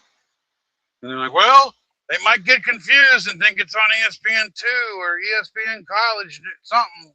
Yeah. We better say proper. Well, I mean, hold on. How many MTVs are there? Like, I know there's one and two, or MTV proper now, and then you got two, and I'm sure there's other ones, but But again, they like, called it MTV and yeah. MTV2. That was it. They didn't call it MTV proper. Well, maybe they will now, First off, but it it shouldn't is. even be called MTV because they took the music off that fucking channel a long time ago. Oh, that's why they made MTV too, because they're like, well, we're having all these shows on MTV, so we'll just put the music videos on MTV too. And then they did the same thing to that one as well. Uh-huh. So, but Well, besides we the know that point, the opening match, and guess what? We're, we're going fucking face again because yeah, this match needs to be Oba fucking Femi winning it. I agree. I mean, The only, I could see the WWE because it's on ESPN. I could see them going with Lesnar, and honestly, by the build, if you were to hmm, classic WWE builds, you know, Lesnar never got one over on fucking Oba during the entire build. nope, So by that, that always usually meant that, you know, or that would mean that Brock would go over in the match. yeah. I hope they don't do it, No, but I mean, to me, Oba needs what? this. This is and and Yes, and Brock Lesnar is Teflon at this point. He can take mm, losses. He could lose from here on out till he retires, and it wouldn't matter. Nobody's going to yeah. look at him differently. No, he's made man forever now. Now, Like, obviously, that depends on who he loses to, but But my point Okay, is yeah, that that's a good point. yeah, like we're not gonna have him losing to fucking Dominic Mysterio, right? Yeah, or no, it'd be Tozawa. Tozawa got him tap out or something. No, he Well, shouldn't lose to Dominic Mysterio either. Sorry, no. Dominic's doing a uh, phenomenal job. He's still not at the level to beat fucking Brock no, Lesnar. no, definitely not. But I do Not even agree. with Oh, it. Not even with an interference. like I do agree. Oba needs this win, and like I feel it will actually hurt him if he loses. I Like do. I, he, I do too. I think if he loses this match to Brock Lesnar, I think that he takes a huge fall. yeah, Because where do you? it's How do you? Now you're gonna have to go sit him out against a whole bunch of jobbers that week in, week out again, and build him back up. mm, If he wins, he doesn't need to be built back up. He's there. yeah.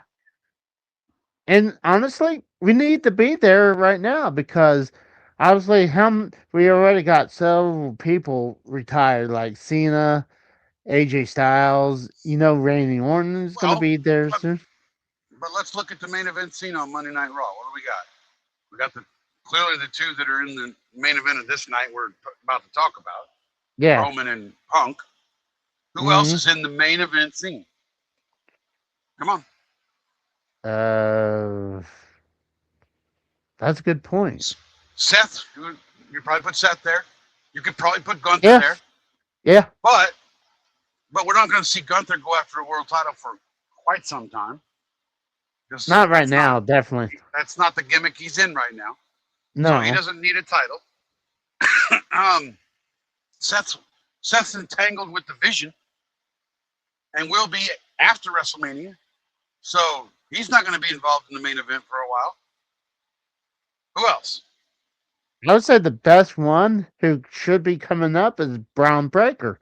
I felt But, like but before he Braun got Breaker's hurt. going to be in that feud with Seth. So again, he's not going to be in the main event. So you see what I mean? That's why we need we need Noble to win because we need somebody to be the next in line to challenge for the championship.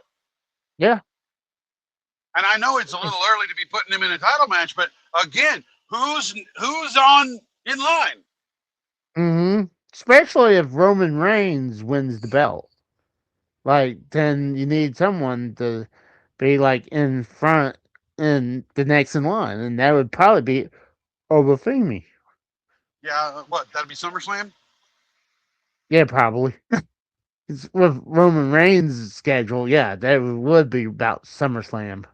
That, yeah, Yeah, because he, let's let the title that Seth and Punk really built up, made important, just mhm, no longer be important by putting it on that man. We'll get there.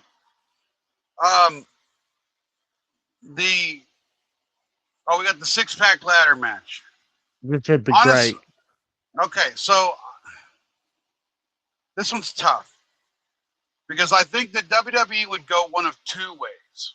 Mhm, I think they're gonna either keep it on Penta mhm. or give it to Javon Evans. I No, agree. and honestly, I wouldn't be upset with either of those choices. I agree.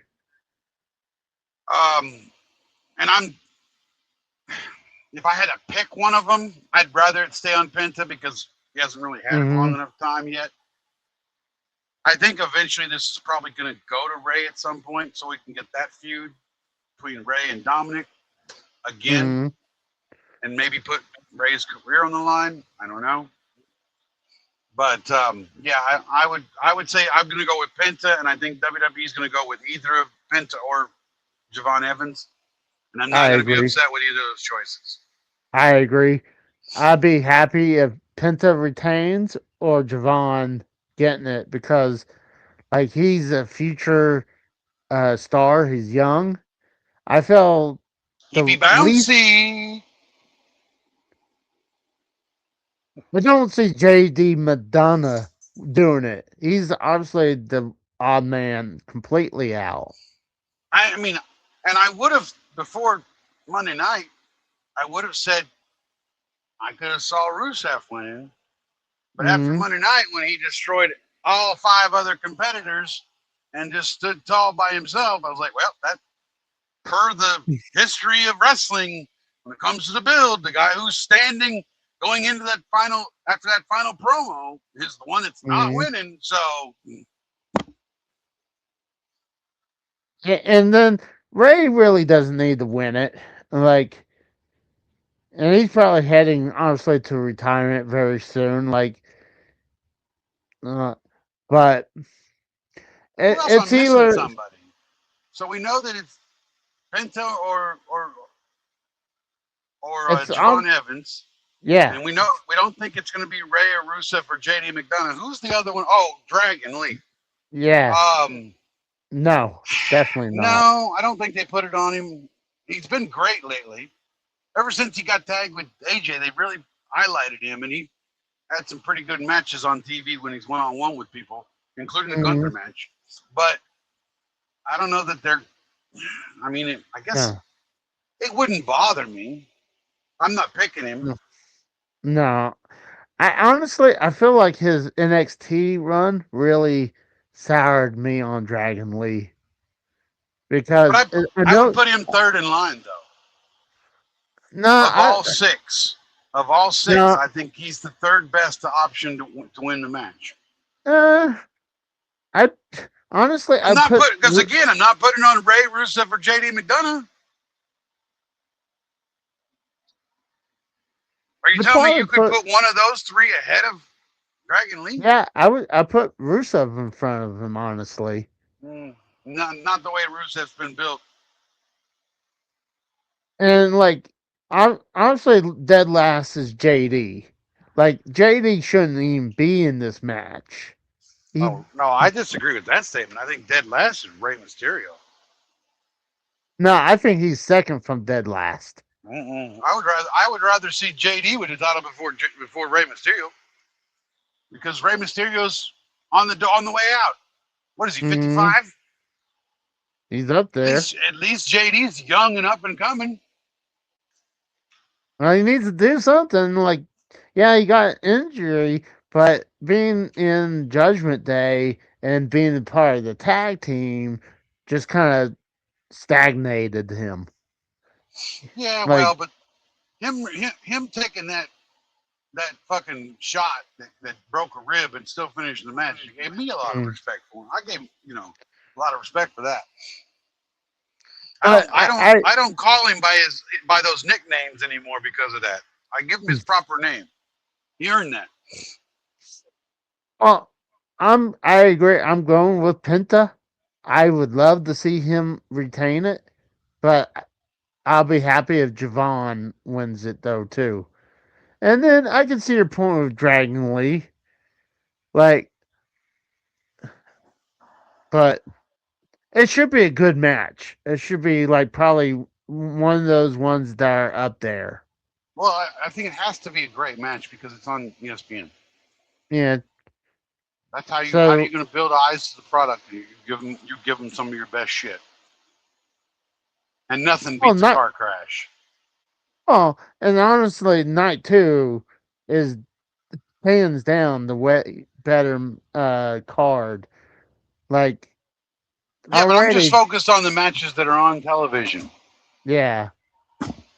And honestly, if you think about it, if you went and did a poll Mm, amongst all the wrestling fans in the country on what's the best Hell in the Cell match, I think you're going to get one of two answers.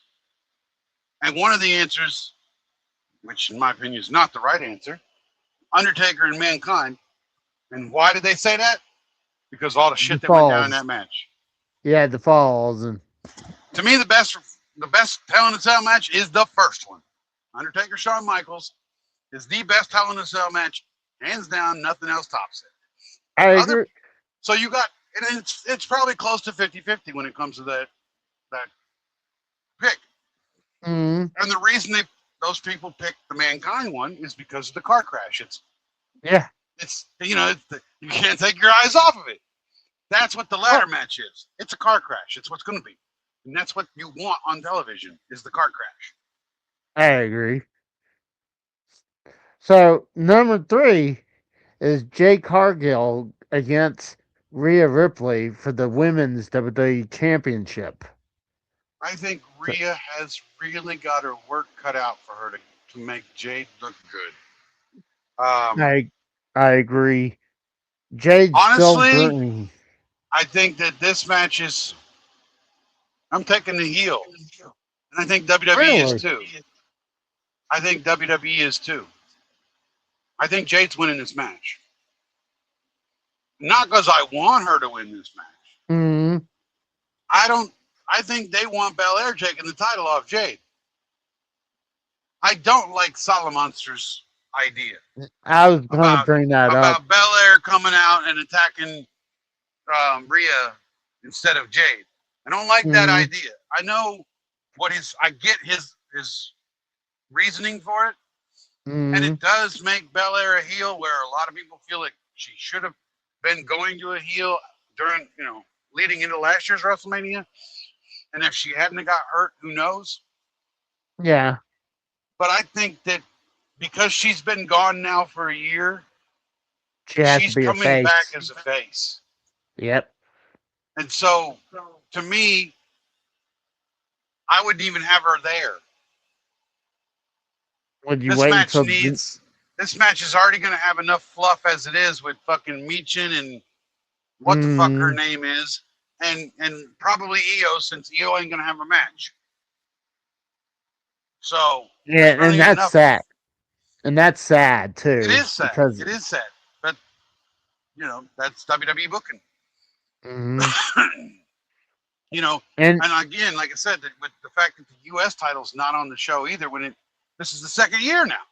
The title's been around long enough for 2 WrestleManias, and you can't put it on either of them. Way to build up a title you just created a year and a half ago.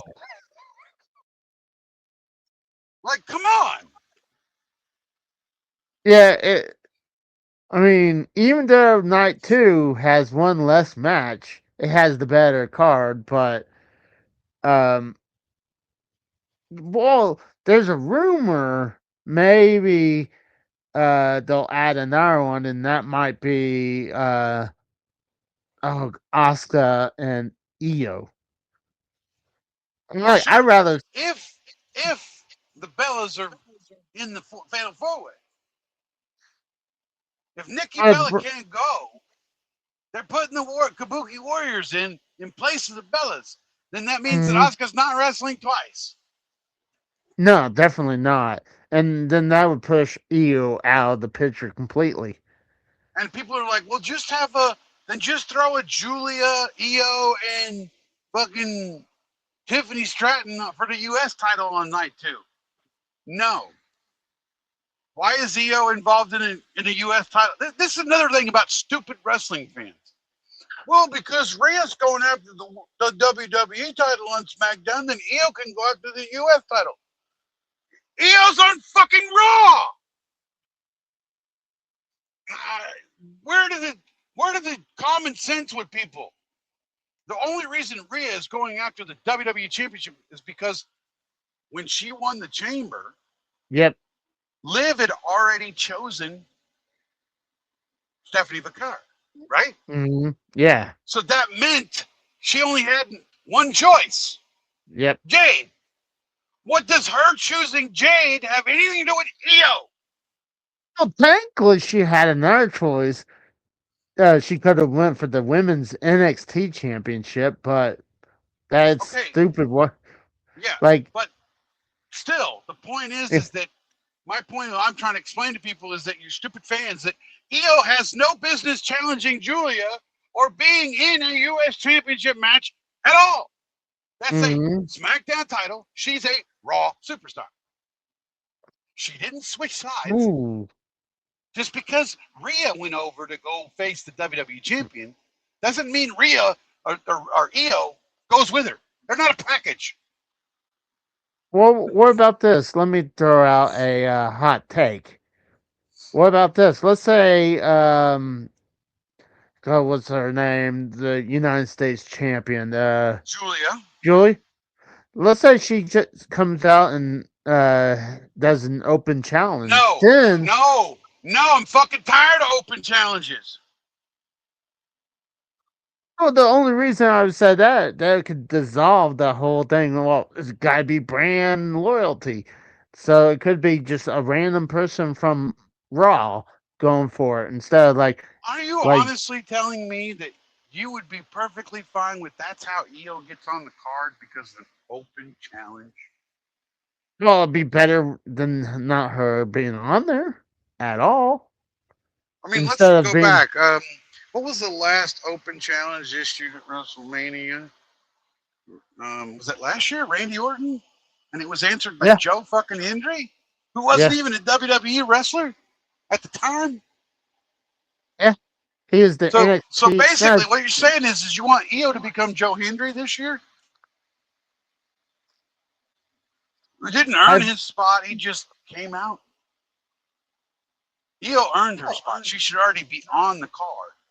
mm, Having her answer an open challenge is not the way to put EO on the card. it's just sad that like I agree with what you said and the other guys said. Like they should have just made it a 3-way for the women's tag No, team. they should have just made fucking EO and Asuka, which they've been building all these last several Yes, weeks, actually months. They should have just made that a match. actually, oh, And you know wouldn't it what? be over? If Wouldn't it Nikki's be not over a available year? to go, it now becomes a triple threat. Wouldn't it be over a year?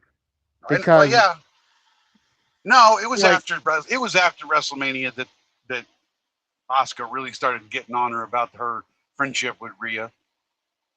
well, I mean, she had a feud with EO for the longest time, even before that.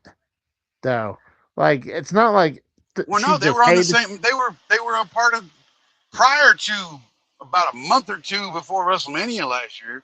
She was a part of the that faction with Asuka and Kyrie and I thought that Bailey. was. I thought that was years ago now, but No, no, hmm. no. She Well, actually was. The fans basically turned EO back to a face on her own, mm, and that was like 3 months prior to WrestleMania, maybe four tops. well, yeah, it's just sad. I mean, it's just WrestleMania has been changed so much because of injuries. I mean, honestly, Nothing you can do about that. Injuries are a thing, you know. It's always been the well, thing. Go back in history and look at that. You can find out that matches were changed back in the past because of injuries. oh, It's always that's been a thing. true. But like, there's certain matches like they just randomly threw together, even though it's going to be a good match with Gunther and Seth Rollins. But like, honestly, they had to do a snap choice because they're like, well, we're not sure about Braun Breakers if he's going to be cleared, and same thing with Rey Mysterio. But at least they're like, when Ray got cleared, they're like, well, we already did doing this thing with Gunther and Seth. We'll just throw him in the ladder match, so at least he'll do something. So, but no, I mean, yeah, honestly, injuries always change the card, but I feel like it's really changed it this year because I mean, obviously the rumors of CM Punk versus Cody Rhodes, but like you said, it was a lot of it changed because of Seth Rollins' injury. Yeah. But Well, I have no doubt that Seth Rollins would have come to WrestleMania as the champion if he doesn't get injured, I agree. and he would be facing Roman Reigns with all the fucking fans want. All those stupid fans that think the Shield is the greatest faction of all time, and it's fucking not. It's not even in the top three, so fuck off. Mm, Um, no, it's not. I'll take DX, I'll take fucking NWO, and I'll take the Four Horsemen over to Shield any goddamn day and twice on Sunday. well, I guess I was saying I more would like a even, trios I would even take Triple H's other faction over theirs. The one with, evolution. yeah, Evolution. Yeah, I mean the Shield still was great, but like I mean, let's be honest. Seth Rollins He's had a okay career. Yes, Okay, career. by the by the accolades with all the titles, he's definitely going to the Hall of Fame. Is he Yes, as good as some of the other Hall of Famers? I don't think so. I But think he's so. definitely, I think he's the best of the three, and that's not even saying a lot. Yeah, I Honestly, and agree. Roman's the worst of the three. How's I that for a probably. hot take? It's hard because I mean they're all kind of different. They're not. It's like it's not even apples to apples at all. It's like there you have apple, orange, and banana. Like it's hard to compare them. Like because they all wrestle differently. It's not Well, no, like I get all that, but you can compare. But again, you can go to a scoring system of 1 to 10, 10 being the best when it comes to mm, their in-ring ability and their mic skill. And Roman's mm, behind, in third place amongst those three when it comes to taking the score of those two numbers. I agree with that. Because both Seth and Moxley talk better on the stick, so they have a Yeah, higher number there. and they wrestle Obviously, better. obviously Seth wrestles better, and I would lean a little on Moxley when it comes to that because Mm, again, they took Roman Reigns and turned him into Brock Lesnar. very much, Su- especially Superman now. punch, spear. Yep. That's it. Two moves. The two moves of doom. Like Mm. everybody, you know how many people bitched about John Cena being the five moves of doom? Roman has two. Like really? What are we talking about here? Well, that's true. Well, I mean, Hang on, let me jack uh, my arm off. I Like was about to seriously, bring. that is the worst Uh, thing I've ever seen a wrestler do. yes, I agree. I And hate the. I'm not a big ooh ah fan either. I'd rather see the ooh ah than oh. I would I'm get like rid of the that's. jacking the arm off. I would get rid of the fucking Superman punch. I would have the spear be a signature move, Mm, and I would give him some kind of better finisher. the problem is it's already set. It's kind of hard And I now. don't know, That's like teach him to fucking wrestle. I don't know, maybe that might be something to well, do. there's no point now. The guy's damn near retired. Well, He's sure, still not. sure. I hope he goes out the door like 6 months after fucking Lesnar does.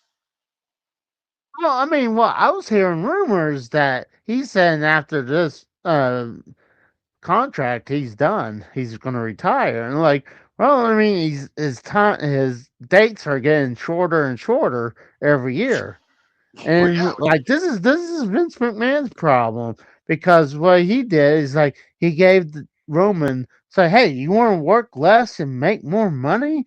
We'll give you the Brock Lesnar oh yeah, remember how they contract. used to bitch about when WCW would do that to take the talent from WWE? Mm-hmm. Uh huh. How'd that work out? All right, moving on. What's our So next one?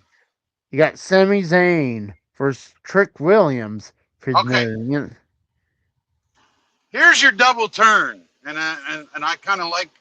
I'll actually agree with Salamonster on this one. It's a slow double turn. It's not like WrestleMania 13 where it basically happened right there. mm, Sami Zayn's winning this match as a heel. That's going to be clear and cut at the end of this match. Trick's going to be moving on to being a face as we progress through the summer mm, because that's clearly the direction he's going. The crowd's behind him.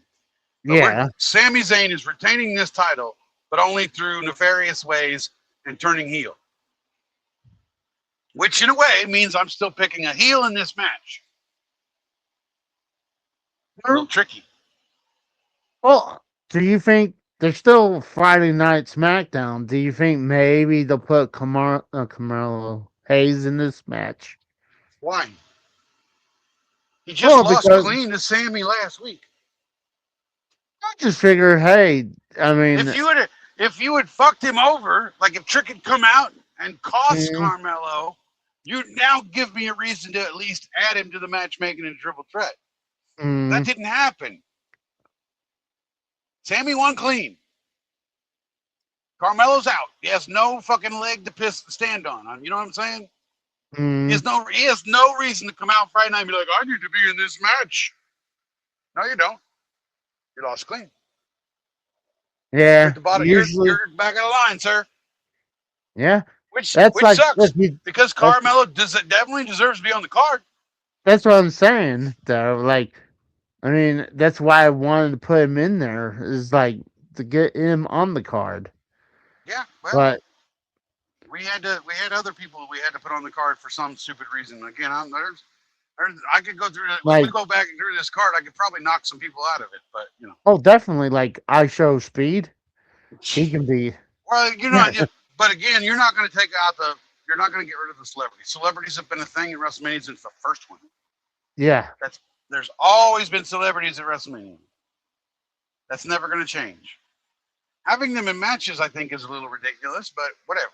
Nothing I can do about that either. I don't run the company.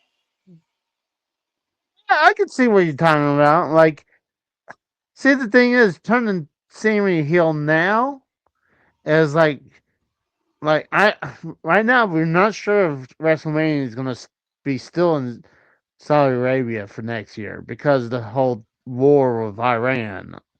So we don't know how much longer this is, but like if it's gonna stay there, I think that you would want to put Sammy as a face to win the world title at WrestleMania.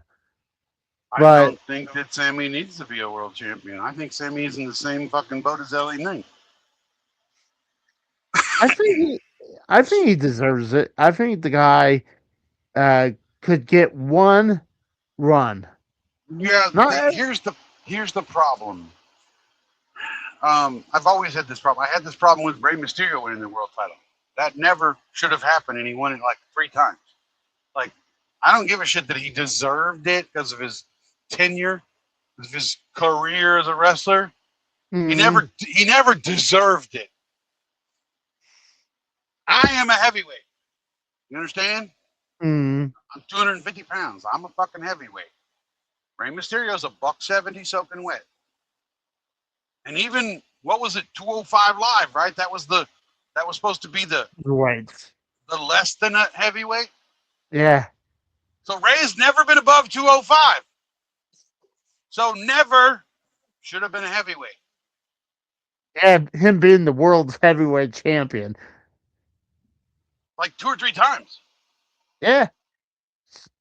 So I've always thought that was crazy. Like, I mean, at least in AEW, they don't even call the AEW belt the AEW World Heavyweight Championship because they obviously have the smaller wrestlers. And by the way, Like, you're not saying it right. There's an S on the end of world. It's the world's heavyweight champion. no, the only one that's the world's champion is the NWA belt. The other, They're all. yeah, It's always the world's champion. I don't give a shit who the fucking belt it is. And so but for WWE, that's both of them. Whether it's Cody or it's Punk or whoever wins out of these main event matches, they're the mm, world's champion. World's with an S. The AW champion is the world's champion. They all are the world. Whoever has the world champion is the world's champion. Plural. but I like to see Sammy be the world's champion at next year's WrestleMania. But But you can obviously, still right have now, him turn heel at this WrestleMania and and he have could have a 9-month heel run, or maybe turn face. even a 10 to maybe he's a heel going into Mania and he becomes a face at Mania. Problem is, he would go into Saudi Arabia. Let's say he goes in there as a heel. That's not good. You're gonna want him to be a face. But still, you could turn him a month before Mania. And he'd still have a 11-month run as a heel, Mm, which is better than the 4 months that Cena got, which was mm. shit.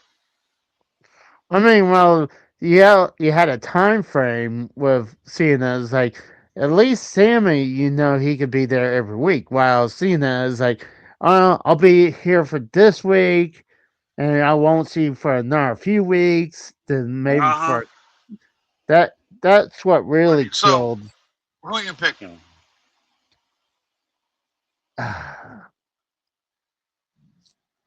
I guess I'm gonna go with Trick Williams.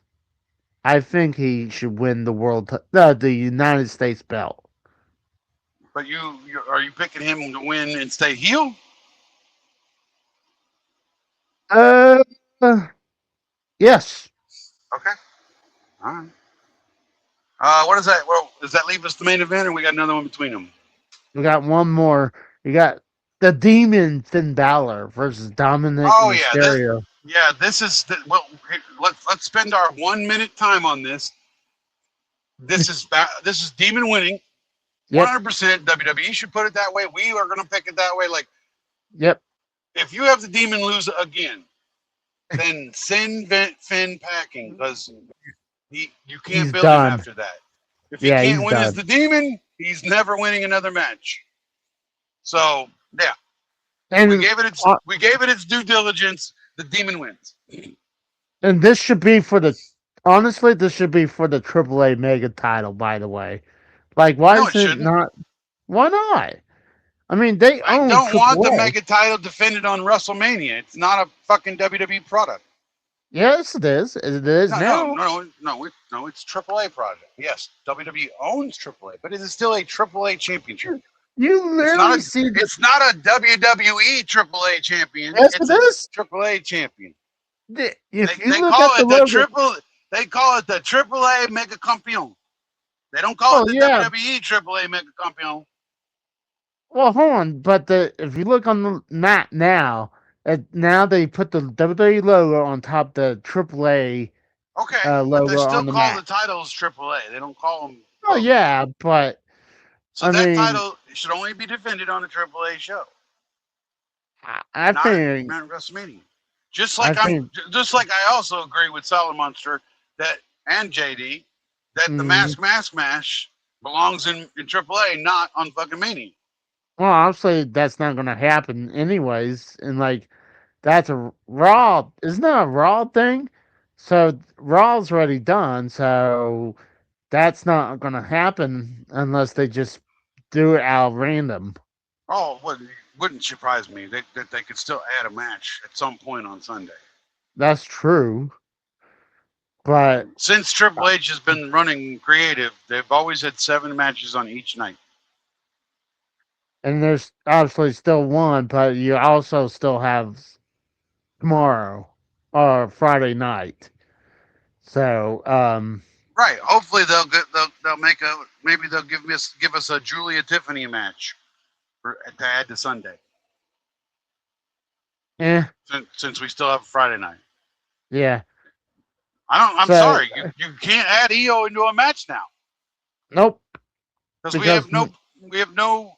You're gonna Monday, tell me you're just gonna announce on Saturday, hey, by the way, for Sunday night we added another match and it's EO and Asuka. yeah, and then like that. I mean, it's possible, but it's stupid that they waited so long and now they're out of time. Yeah. And like, if they wanted to, they probably had to do that. So if they're gonna Like, add another match to me, it should be the U.S. title match. That I title did. I know EO deserves to be on WrestleMania, but I would argue of the two, I would much rather see the U.S. title right now on WrestleMania than EO because we've never seen the U.S. title on WrestleMania, and that title needs to be seen on WrestleMania. I agree. So yeah, I do choose Finn Balor. It's obvious. I think this is the most easiest pick right here. That Finn's gonna win. Yeah, They was it should be the easiest pick for WWE too. yeah, but yeah, So let's Finn needs to win this one. But all right, let's get this main event because we're now pushing 2.5 hours. I'm sure the yeah. people are really going to love this show. Sure they like the bickering and everything, Yeah, you know. but obviously it's CM Punk, the world's heavyweight champion, Uh huh. against Roman Reigns. Yeah. Can this match go off without any any outside involvement. Mm. Honestly, if I'm writing this match as a straight one-on-one and a clean victory for CM fucking Punk, yeah, I'm gonna say it. Reigns just has no right to win this fucking match Oh, because I don't especially. want to see the title that has finally been built up to mean something. Because Mm. remember, don't forget, Roman was the one that called it the secondary title, Yep. and it would be better per storyline wise because he called it the secondary title that he can't win it. That Well, and makes the that, most sense. Oh, it's so secondary that you can't even win it. Because and honestly, what's going to happen? We're going to put it on Roman so he can disappear until July yep. to start building a feud with somebody from SummerSlam? No, thank you. I want to No, see a world title on the fucking show. yeah, and like that would mean you had to rely on the Intercontinental title. So, and we already done this with Brock Lesnar a couple times before. We've done it with Roman Lesnar, multiple times too. Don't forget that. yeah, yeah, especially it's even worse now, like because his schedule's even way worse since he even lost the belt. I don't So, want to. I don't want a fucking bloodline reunion. I don't want to see the Usos come out involved in this match. I don't want to. I'm actually hoping because he finally apologized Monday night that mm, that'll get rid of the anybody bloodline related from showing up because now there's yep, no issue. There should be no issue. He apologized. Roman accepted it. We're good. mm, 1-on-1, clean victory. No Rock. mm. No fucking McAfee. No Randy Orton. No Usos. None of it. Uh, oh, and what about Jelly Roll? Not him either. Mm. None of them. This match should be 1-on-1 and no fluff. And a clean 1-2-3 after the go to sleep. I agree. I And honestly, think does that hurt Roman if he takes the loss to CM Punk? no. No, absolutely CM not. Punk. Neither of See, these see, guys get hurt with a loss.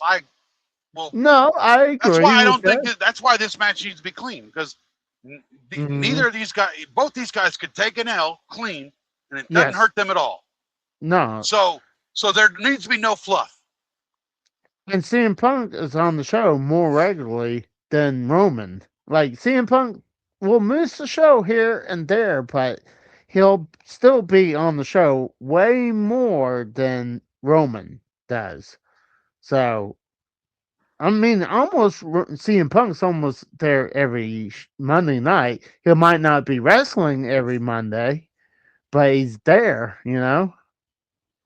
And then as So, far as like where do we go? Well, if Oba wins, I guess you could. I wouldn't. I don't know that I would fast track that. That might be too soon to go right mm, into a program with CM Punk. But yeah, I'm trying to think of some other heel possibilities. I know you said about Braun Baker with Seth Rollins, but And they already had a match. Remember? oh, that's right. That's true. Damn. Yeah, that's a great point. Damn. So who else is? I mean, you could still do some face stuff if you want to Yeah. bring. You know, you want some.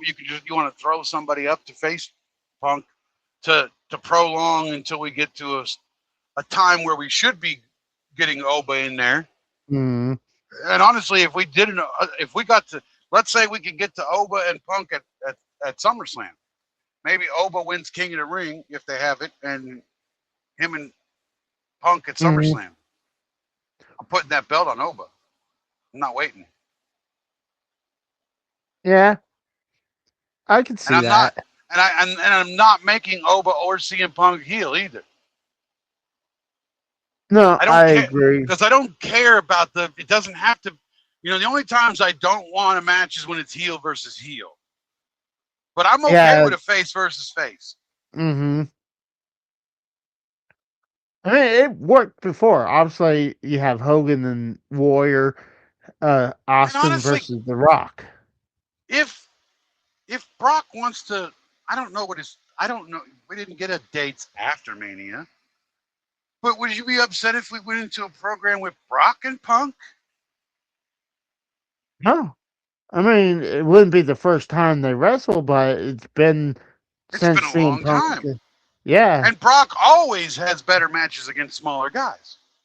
Oh, that's So true. That's he doesn't have to, and he doesn't even have to beat Oba to get involved in that. Again, no. you could just have him, you could just throw up a number one contenders match and have him fucking destroy everybody in that. And then he's already built back up, even with the loss to Oba. Mm.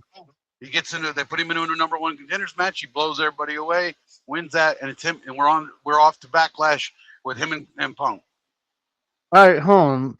Oh, never mind. I was going about to say Brock Lesnar. Let's say he wins the world title from CM Punk, then he goes in the SummerSlam. It's Obafemi versus Lesnar Part Two. But No, if this there's this Oba Brock is not going to be a series of matches. It's a one and done. there's the rumors of maybe he loses this one and then he supposedly gets the win back at SummerSlam.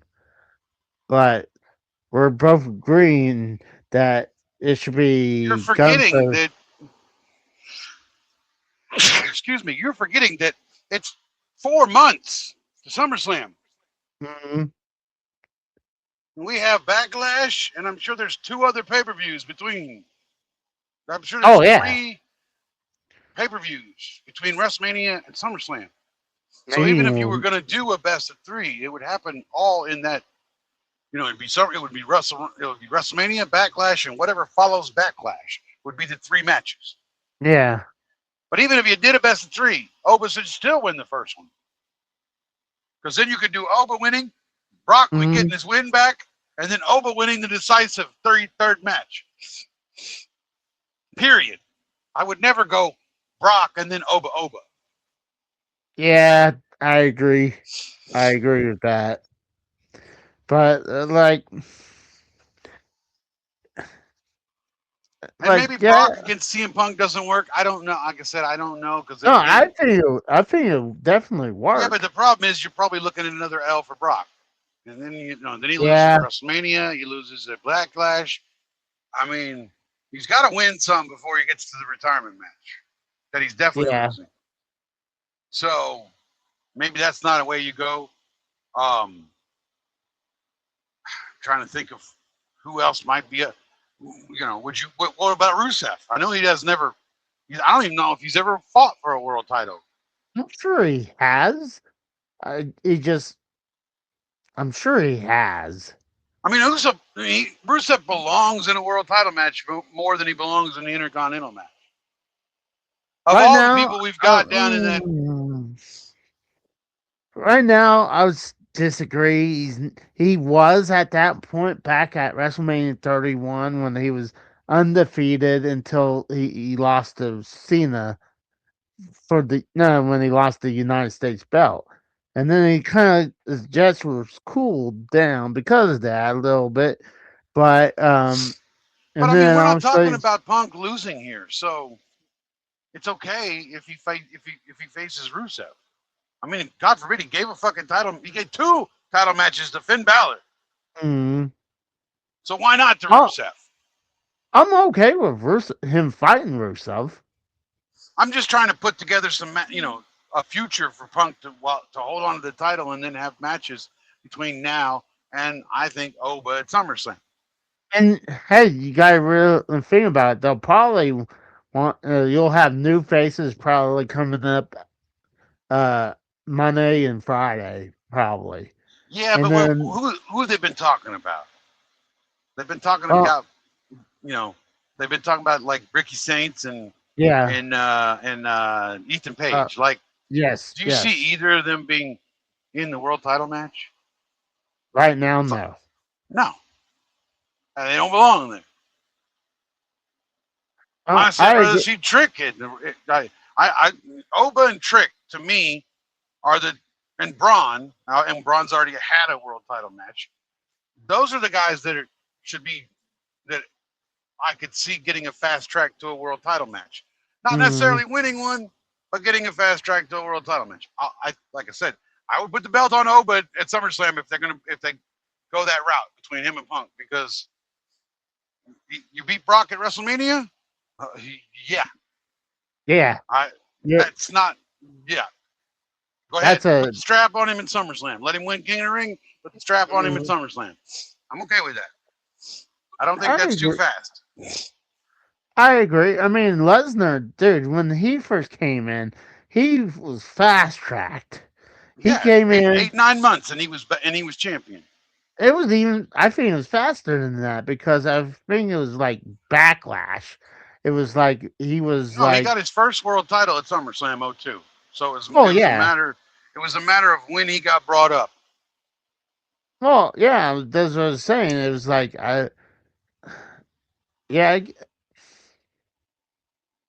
Trying to think. Like yes, you're right. He did win at SummerSlam in '02, That and was his but first world title. yeah, and like he was barely there before he finally won the King of the Ring to get to there. He Yeah, had but a few. I think he was on the roster about at least 7, 8 months, 6, 7, 8 months, something like that. I don't even think it was that long. I thought it was a lot But faster than that. but if you get Oba to the championship in SummerSlam, Mm-hmm. he made his debut in December when he wrestled Cody, Mm-hmm. technically. And then he was at Royal Rumble. So August is SummerSlam. That's like 9 months from Mm-hmm. December. So that's not even faster than Brock. Uh, But the you whole know point he. is that if he beats Brock at WrestleMania, he's an instant main eventer. Oh, definitely. You cannot have him beat Brock and then put him into an intercontinental match. Sorry, that's a demotion. No, no, that's like when Ultimate Warrior beating the Andre the Giant. That's like that. It was like that. Like you're a main man after that. Like you're a main eventer. So that's like that.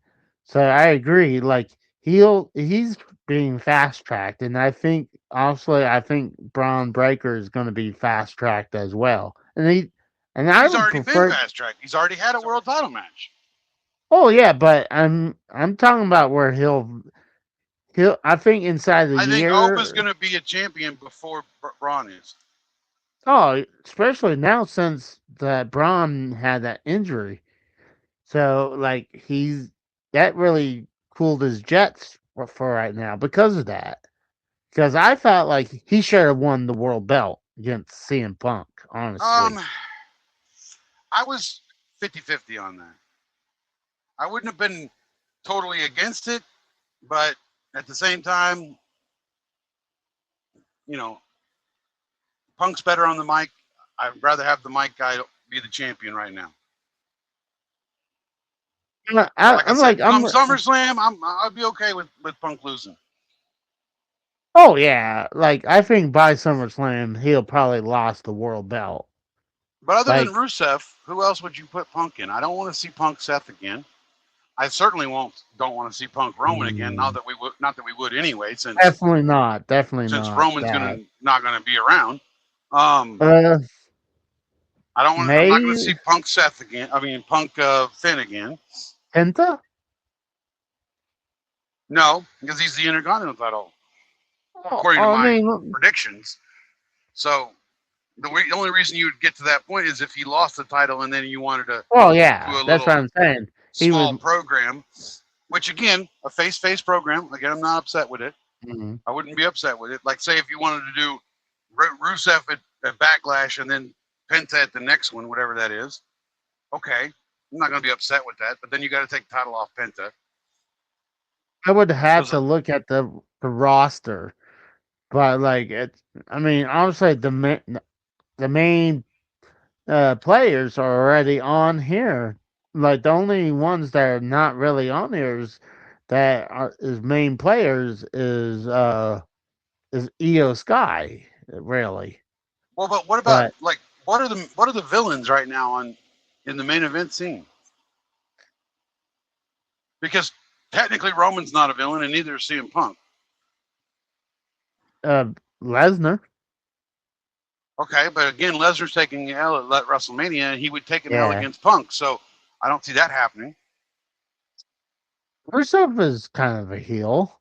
And I would, and like I said, I have him penciled in for Backlash. Yeah, Who else? mm, I don't think I really, I would not put Gunther there because then you'd have to give the title to Gunther. yeah, I agree. And like Gunther doesn't need to go for the world title yet. Again, No, that it's hard. Like, they just and that's the problem. They're not building up the heel side for the mm, championship, regardless of and who wins, Punk or Roman. Regardless of who wins, you don't have a heel lined up to face either one of them. mm, That's the uh, problem with booking right now. So but at since least, I'm looking at it like because of the fact that we don't have a heel built up, I'd rather have the fighting champion than the one that's going to disappear until July. oh, I agree. I agree about that. I'm gonna put in the WWE roster on here, see if because it's kind of hard to look at the WrestleMania lineup and not seeing all the roster. Well, and Sheamus is another one that's been out with injury. You could bring him back, and Yeah, he could also have a face run. He's been a world champion before. I would not be upset with that. I That could be I your would three say maybe. matches: Rusev, Sheamus, Penta, and then you drop the belt to Oba. I mean, that could be the next four matches for Punk at the pay per views. I would be fine with that. What about when a guy gets comes back from injury like Bronson Reed? Bronson Reed's going to be out well past SummerSlam. That's another thing. These stupid wrestling fans. They're all like, well, we're going to see Trinity at fucking WrestleMania. No, we're not. Do Yeah, you know when she left? That was August. The shortest amount of time any woman who's ever had a child has been gone from wrestling was a year and a half. Let's do the simple math. August to August is a year. That would be and she was it was right before SummerSlam or right after SummerSlam. It was after SummerSlam actually, so it was late August for that matter. So that's a year, and then add another 6 months on top of that, and you're looking at February of 27 at the earliest, which is even after Royal Rumble. I'm trying to see like where's Bronson Reed because I mean I'm looking on Wikipedia and it looks like some of the people are injured. They took off the roster page right here, but they're not like, oh, this is person's injured right here. I'm just looking. Oh, maybe this is it. Oh yeah, here it is. These are the people who's all out right here. Okay. I mean, yeah, Braun Breaker, Bronson Yeah. Reed, Uh huh. and Kevin Owens. That could have Yeah. been, But he's SmackDown, yeah, true. You got Sheamus, and and that's it. he'll be a face when he comes back. That's it. Yeah, So yeah. So if you keep title on Punk, you can get a Rusev, a Sheamus, and a Penta match, and then you get mm, Oba match at SummerSlam, and Oba takes the title. That's and with better. That to me is better than getting Roman the champ disappears until July to build up a match probably with I have no idea who. watch will probably be Probably Jay probably Uso. Seth. Probably Jay Seth. It'd because be they've been Jay wanting that. Uso. It'd probably be Seth because they've been wanting that fucking Seth match with Roman forever, 1-on-1. Hmm. Well, I mean, every time they fought, then Seth somehow wins. I mean, I don't even think Roman ever beat Seth Rollins. I think every time Seth finds a way to win. I don't know, but then okay, so you got Roman winning at Mania, and then he beats Seth at SummerSlam, and then he disappears until it's time for No, Survivor Series, where he still doesn't defend no, the title because he'll be involved in the War Games, and then he won't defend the title again until Rumble. Like, no, no, no. The best answer, like you said, it's CM Punk. You have way more options with CM yeah, Punk than Roman. yeah, Just because his but schedule you also really need to, hurts him. but you also need to build up some heels in the main event scene, Hmm. which is what they don't have. Well, that's why they need to start building up some of these people. Like, sadly, a lot of these PLEs, they're either 4 or 5 matches long. Like, honestly, when you have Elimination Chamber, the Royal Rumble, or like you'll those 2 matches right there, they're 45 minutes. Oh, really, 30 minutes to an hour long each, But and that's they're also why they. That's why I said you should have somebody to focus on each title and all the players that are in that division when it I comes to agree. booking. Because see, right now you don't even know who's in what division, Hmm. especially on the women's side of things. Well, I mean, what's sad is like you watch Unreal and the Road Dog gets throws out an idea and he gets quiet up. He because Triple H is like, okay, so this person wins this, then who do they go after? But Because that's what I've been telling you all night in this entire thing. You know, it's like when you decide on a winner for something, you mm, still need to show me where that goes from there. Like mm, that's why I said to me with when it comes to Punk and Roman, I could give you a Punk schedule all the way to SummerSlam, and at least it's matchups that were not were I don't recall Punk wrestling Rusev, Sheamus, or um, Penta in at any point in his career. But maybe those are all Sheamus, maybe but Sheamus, but that still they're all pretty fresh matchups. And oh, then I again, I agree. have him losing to Oba at SummerSlam, so that is a much better lineup. Even though yes, 3 of those matches are face face, That's okay. there's nothing wrong with that.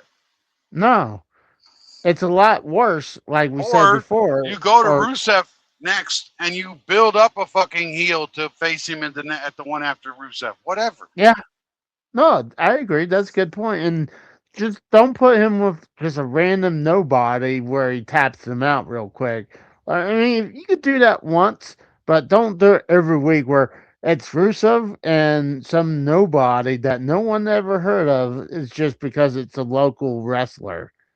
You can't, Right, but I mean, like, like you need to, like I said, if you said, all right, your champ's Punk, and mm, here's 6 names, 3 heels and 3 faces that are that are the main event division for the world's heavyweight championship. mm. Book it. Go book that division. I think one of the things that Triple H falls that is like he doesn't. He thinks it's got to be face and heel.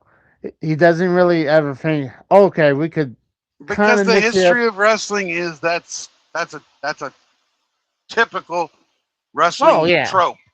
The oh yeah, but but you you can can, have face and it's fine. yeah. Technically, Roman and CM Punk is a face match. No, Roman's a heel. Well, Roman acts like a heel, Okay, but isn't the crowd cheering for him? OTC, yeah, OTC, oh yeah, and they're cheering for Punk, CM Punk, CM Punk. yeah. Neither of them are heels. I think he's more of a heel than anything, but um, I'd lean Roman being more of a heel than the face because the way he acts. But But the problem is that then you become a Vince McMahon, and you say, "Well, I determine whether he's a face or a heel, not you." No, we decide who's what. The well, fans decide that, and I guarantee you, the fans are going to be cheering on both sides on Sunday oh, night. definitely. So you're saying they're more face and face right I now? think it's. I think they're both faces. Well, let me throw something at you, and if you're done with that, uh, unless you have some more thoughts about that, I do have one thing to throw at you. Well, I mean, the thoughts that I would have would be about the builds to these WrestleMania matches, Oh, the and it's sad to say that Brock and Oba's had the best build. oh, definitely. Seth And then and Seth and Gunther has the second best build. Then I would go Punk and Roman. I'd And say CM Punk and Roman's the second. no, because Punk showed up Monday after Rumble, said I'd choose you because I hate you, and then disappeared for a month. Oh, you know what? This is actually because this is tied under you. I will give you front run. So these are according to you. These is yours. Well, that's So, yeah. It's Brock and Oba, number one. mm, Seth and Gunther, number two. Punk and Roman, number three. The rest of them all are shit. pretty much, yeah. I mean, I think, Out of 13 matches, 3 good builds and the rest suck. yeah, pretty much. I mean, I would say maybe Finn Balor and Dom I would Mysterio because, actually, actually I'd give a fourth one, Stephanie and Liv would be the yeah, next in line. It's been a pretty that's good. solid build, and it's I really think, heated up over the last several weeks. I think AJ and Becky Lynch is not that bad. And same thing with It got Jacob. better, but early on it was still just goofy shit. There was no seriousness to it when we needed seriousness. They only Well, had let me one get. serious promo, and that was that the little sit down at the bar or whatever that was supposed to be an interview with Michael Cole, and then Becky Lynch basically kicked Michael Cole to the curb. That's the only serious promo between them. Well, let me ask you something real quick. Um, would you? I would really thought this was going to happen. Originally, I thought it was going to be the triple threat, and then I thought maybe it was going to be a fatal four way for the WWE title.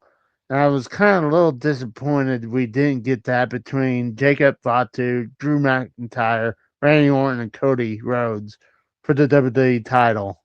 Well, I see both sides of it. On the one side, yes, having the 4 of them in there would have been great. Drew would have been going in as champion, and then Yeah, whatever. Because honestly, we didn't need Cody to have a third reign. And he's going at to get a least fourth, not by the yet. way. Yeah, he's going to get a fourth, by the way. Oh, definitely, but I didn't But think he needed the third right now. right, he could have still been chasing. Yeah, Um, but also, you have to look at it like, wait, well, how's that fair to Randy? He won the chamber, and now you're just going to throw him 2 more opponents just because? I just thought because it was already interlinked. No, Because like, I'm with you. I get that they deserve to be because mm, obviously Magnus or whatever the fuck his name is, um, could have just said, "Well, Drew, be careful what you wish for because you just might get it," and you mm, have.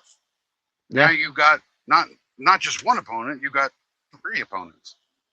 yeah. Whatever. But again, how would that be fair to Randy? He he, Oh, he won his way there, yeah. and he should get a one-on-one match with the champion, which is what he's getting. Mm, that's I true. That's honestly, good. I honestly don't like it. They hot shotted it back to fucking Cody. Though not even a week after the fucking chamber. Yeah. I mean, I like Cody being champion, but if I was like, I was ready for Drew McIntyre going in as champion I mean, and looking for let's be that fatal honest. four. Would it have been so bad to have Randy stay to face Drew at Mania 1-on-1, win the title No, from Drew, yeah, and then you could, between WrestleMania and SummerSlam, you could have mm-mm. had that heel turn and built to the Randy Cody match at SummerSlam. Yeah, I see that. It's just honestly, I would like to see this on real. See if originally this was the way they were going to go, but I might have to give you another podcast of me giving you some booking stories that how I would have booked some certain things back in the past. oh, definitely. I mean, like this is Then you can like truly see my mind how it works. no, I mean, I always enjoyed when we talk about wrestling. That's why I was like, dude, we gotta record it because I know the people would like this. Even though it's going long, but I think they would enjoy it because it's We'll not like, see. We'll let oh, the people decide if they enjoy this, you know, and they want mm, more. They can let us know in the chat, right? no, because you're doing this, we've been talking, and J-Man's going to be joining our show on the post show for the WrestleMania. So originally, I was going to say is going to be a surprise guest, but I it wouldn't be too much a surprise of I when I released this and then I had a surprise guest. I'm pretty sure they would figure out who it was. You know. Sure. No, I'm with you on that. I'm okay with the announcement. Yes, I will be on both Saturday and Sunday night's post shows following WrestleMania, on with Casey and the Rose and whoever else they've got on the show. But I will be on the post show only. I will not be on the show during the show. Mm-hmm. I don't like to be distracted while I'm watching the shit. There was there was one time that was the worst. This is when WWE pay per views you still had to pay for it. So I was me and my wife. We had our first apartment, and I was watching WrestleMania, and one of her friends, male friends, and he came over and said he's going to watch WrestleMania with you, and he had no idea of none of them. It was like I'm like I paid for this. I want to enjoy the fucking pay per view. It's WrestleMania, and So I now, had because you don't have to pay for it, technically, you're okay with the distraction of having conversations in your head while you're trying to watch it. well, I mean, at least I'm not gonna have someone like, oh, so who's that? Who's the good guy? Who's the bad guy? And like, why is he doing this to him? And like, How's that any different from? Oh my god, I can't believe they did that. Why would you do that? They're really going to bring that guy out? Really? I'm just saying. I mean, at least it's more affordable to watch it than back then. It was 50, 60 bucks for WrestleMania. So it's a little bit more affordable. So it's like, and plus I can pause. At that time, yes, I could have paused WrestleMania on the DVR, but I was like, it pissed me off. But it that was one of the worst experience watching WrestleMania. But this is the curveball I like to throw at you. Okay. So since because WrestleMania is returning back to Las Vegas for a second time in a row, people are thinking that they're going to reuse the same stage that they did last year. I don't think they're going to do that. No, no, I think it'll be a different stage.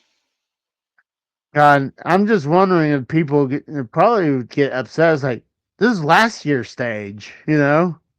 Well, Like, you they have to met. understand that this is only the second time in the history of 42 WrestleManias that they've actually repeated a venue back to back years. Yeah, The other time that happened at Trump Plaza 4 and 5. yeah. They didn't And have that was stages back then.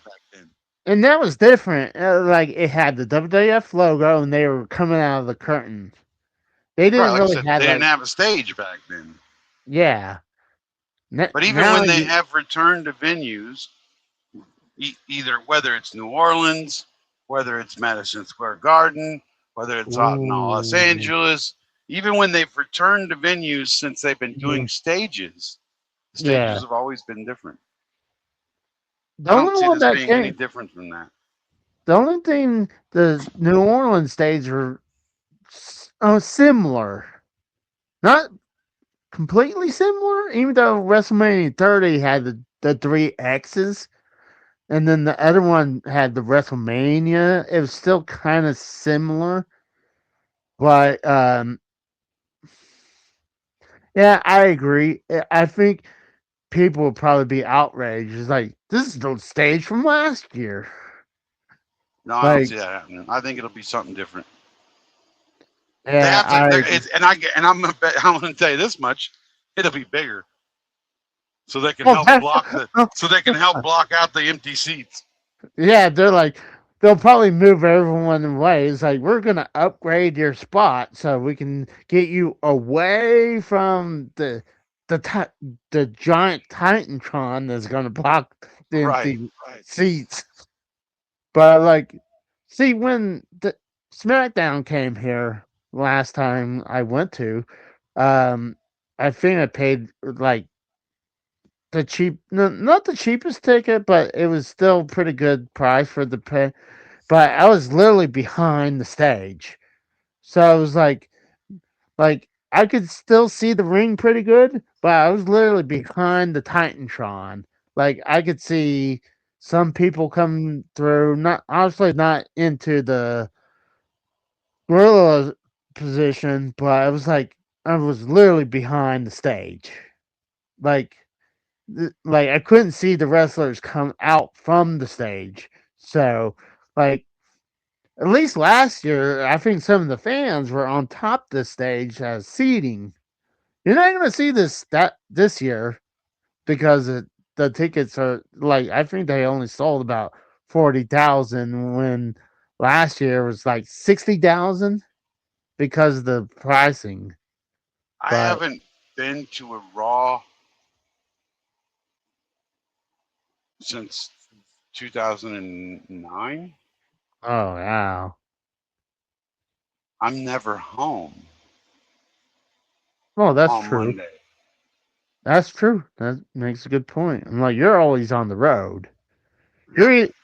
You're either But on the and it's road. funny because there have been times like I'll be driving away from a city, Mm, and when I get parked, I start up Raw, and the mm. Raw was in the city I had just left. It's like, really? It was just fucking there.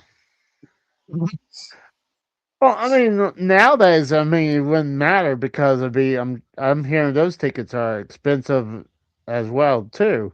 So it's Oh like, no, I would never pay the money to go to any of those live events because, again, I see it better on TV. hmm I've but done my like, live events. I'm good. I used I to go when mean, I was we had remember we had Kansas City wrestling when I was a kid. We had our own territory. So I grew up watching Kansas City wrestling, owned by Harley Race, and that eventually died to the WWE at some point. But yeah, I went. We would go into live events as kids throughout the entire 80s and 90s. I saw Nitro in Chicago at the United Center, and I also saw it in Kansas City. And that's only because we were sitting there again, me and my buddies, my brother, watching the thing, going, man, the next time that they bring Nitro even close to Kansas City. If it's not Kansas City, we're going. And that night they announced Chicago. We're like, well, fuck it. That's 7.5 hour drive. Fuck it. That's close enough. So we got tickets and went. And then they brought it back to then they brought it to Kansas City like 3 months later. So we went to that too. Yeah. I mean, I always have a fun time going to shows, but like I've been spoiled. I've been to 3 WrestleManias. I've Been to never been to a pay per view. that's the only And pay-per-view I ever been is those 3 WrestleManias. and remember, my city's famous for one pay per view. Oh yeah, I was just thinking before you said that because I was listening to a podcast about that one too. Obviously, the one with Owen Hart falling. Yep, Kemper Arena. Hmm. That place don't look the same now. I'm sure it doesn't. Well, no, they actually divided it in half, Did they? height wise. Oh So wow. the thing he propelled the sports scoreboard whatever that he propelled from is gone, Hmm. and then they put in a floor above the first level of seats and made it two different venues that way. Wow. And it's basically just for like conventions and shit. Because we've got the Sprint Center. Well, Hmm. it's called something else now, but it's the Sprint Center. We're kind of set in our ways when venues quit changing their names. Oh yeah. Oh yeah, I agree. A lot of those, it's like a lot of those stadiums, they'll change names. Like, like when Arrowhead Stadium's no longer was it something else now? It's It's no called longer Arrow. GEH Field at Arrowhead.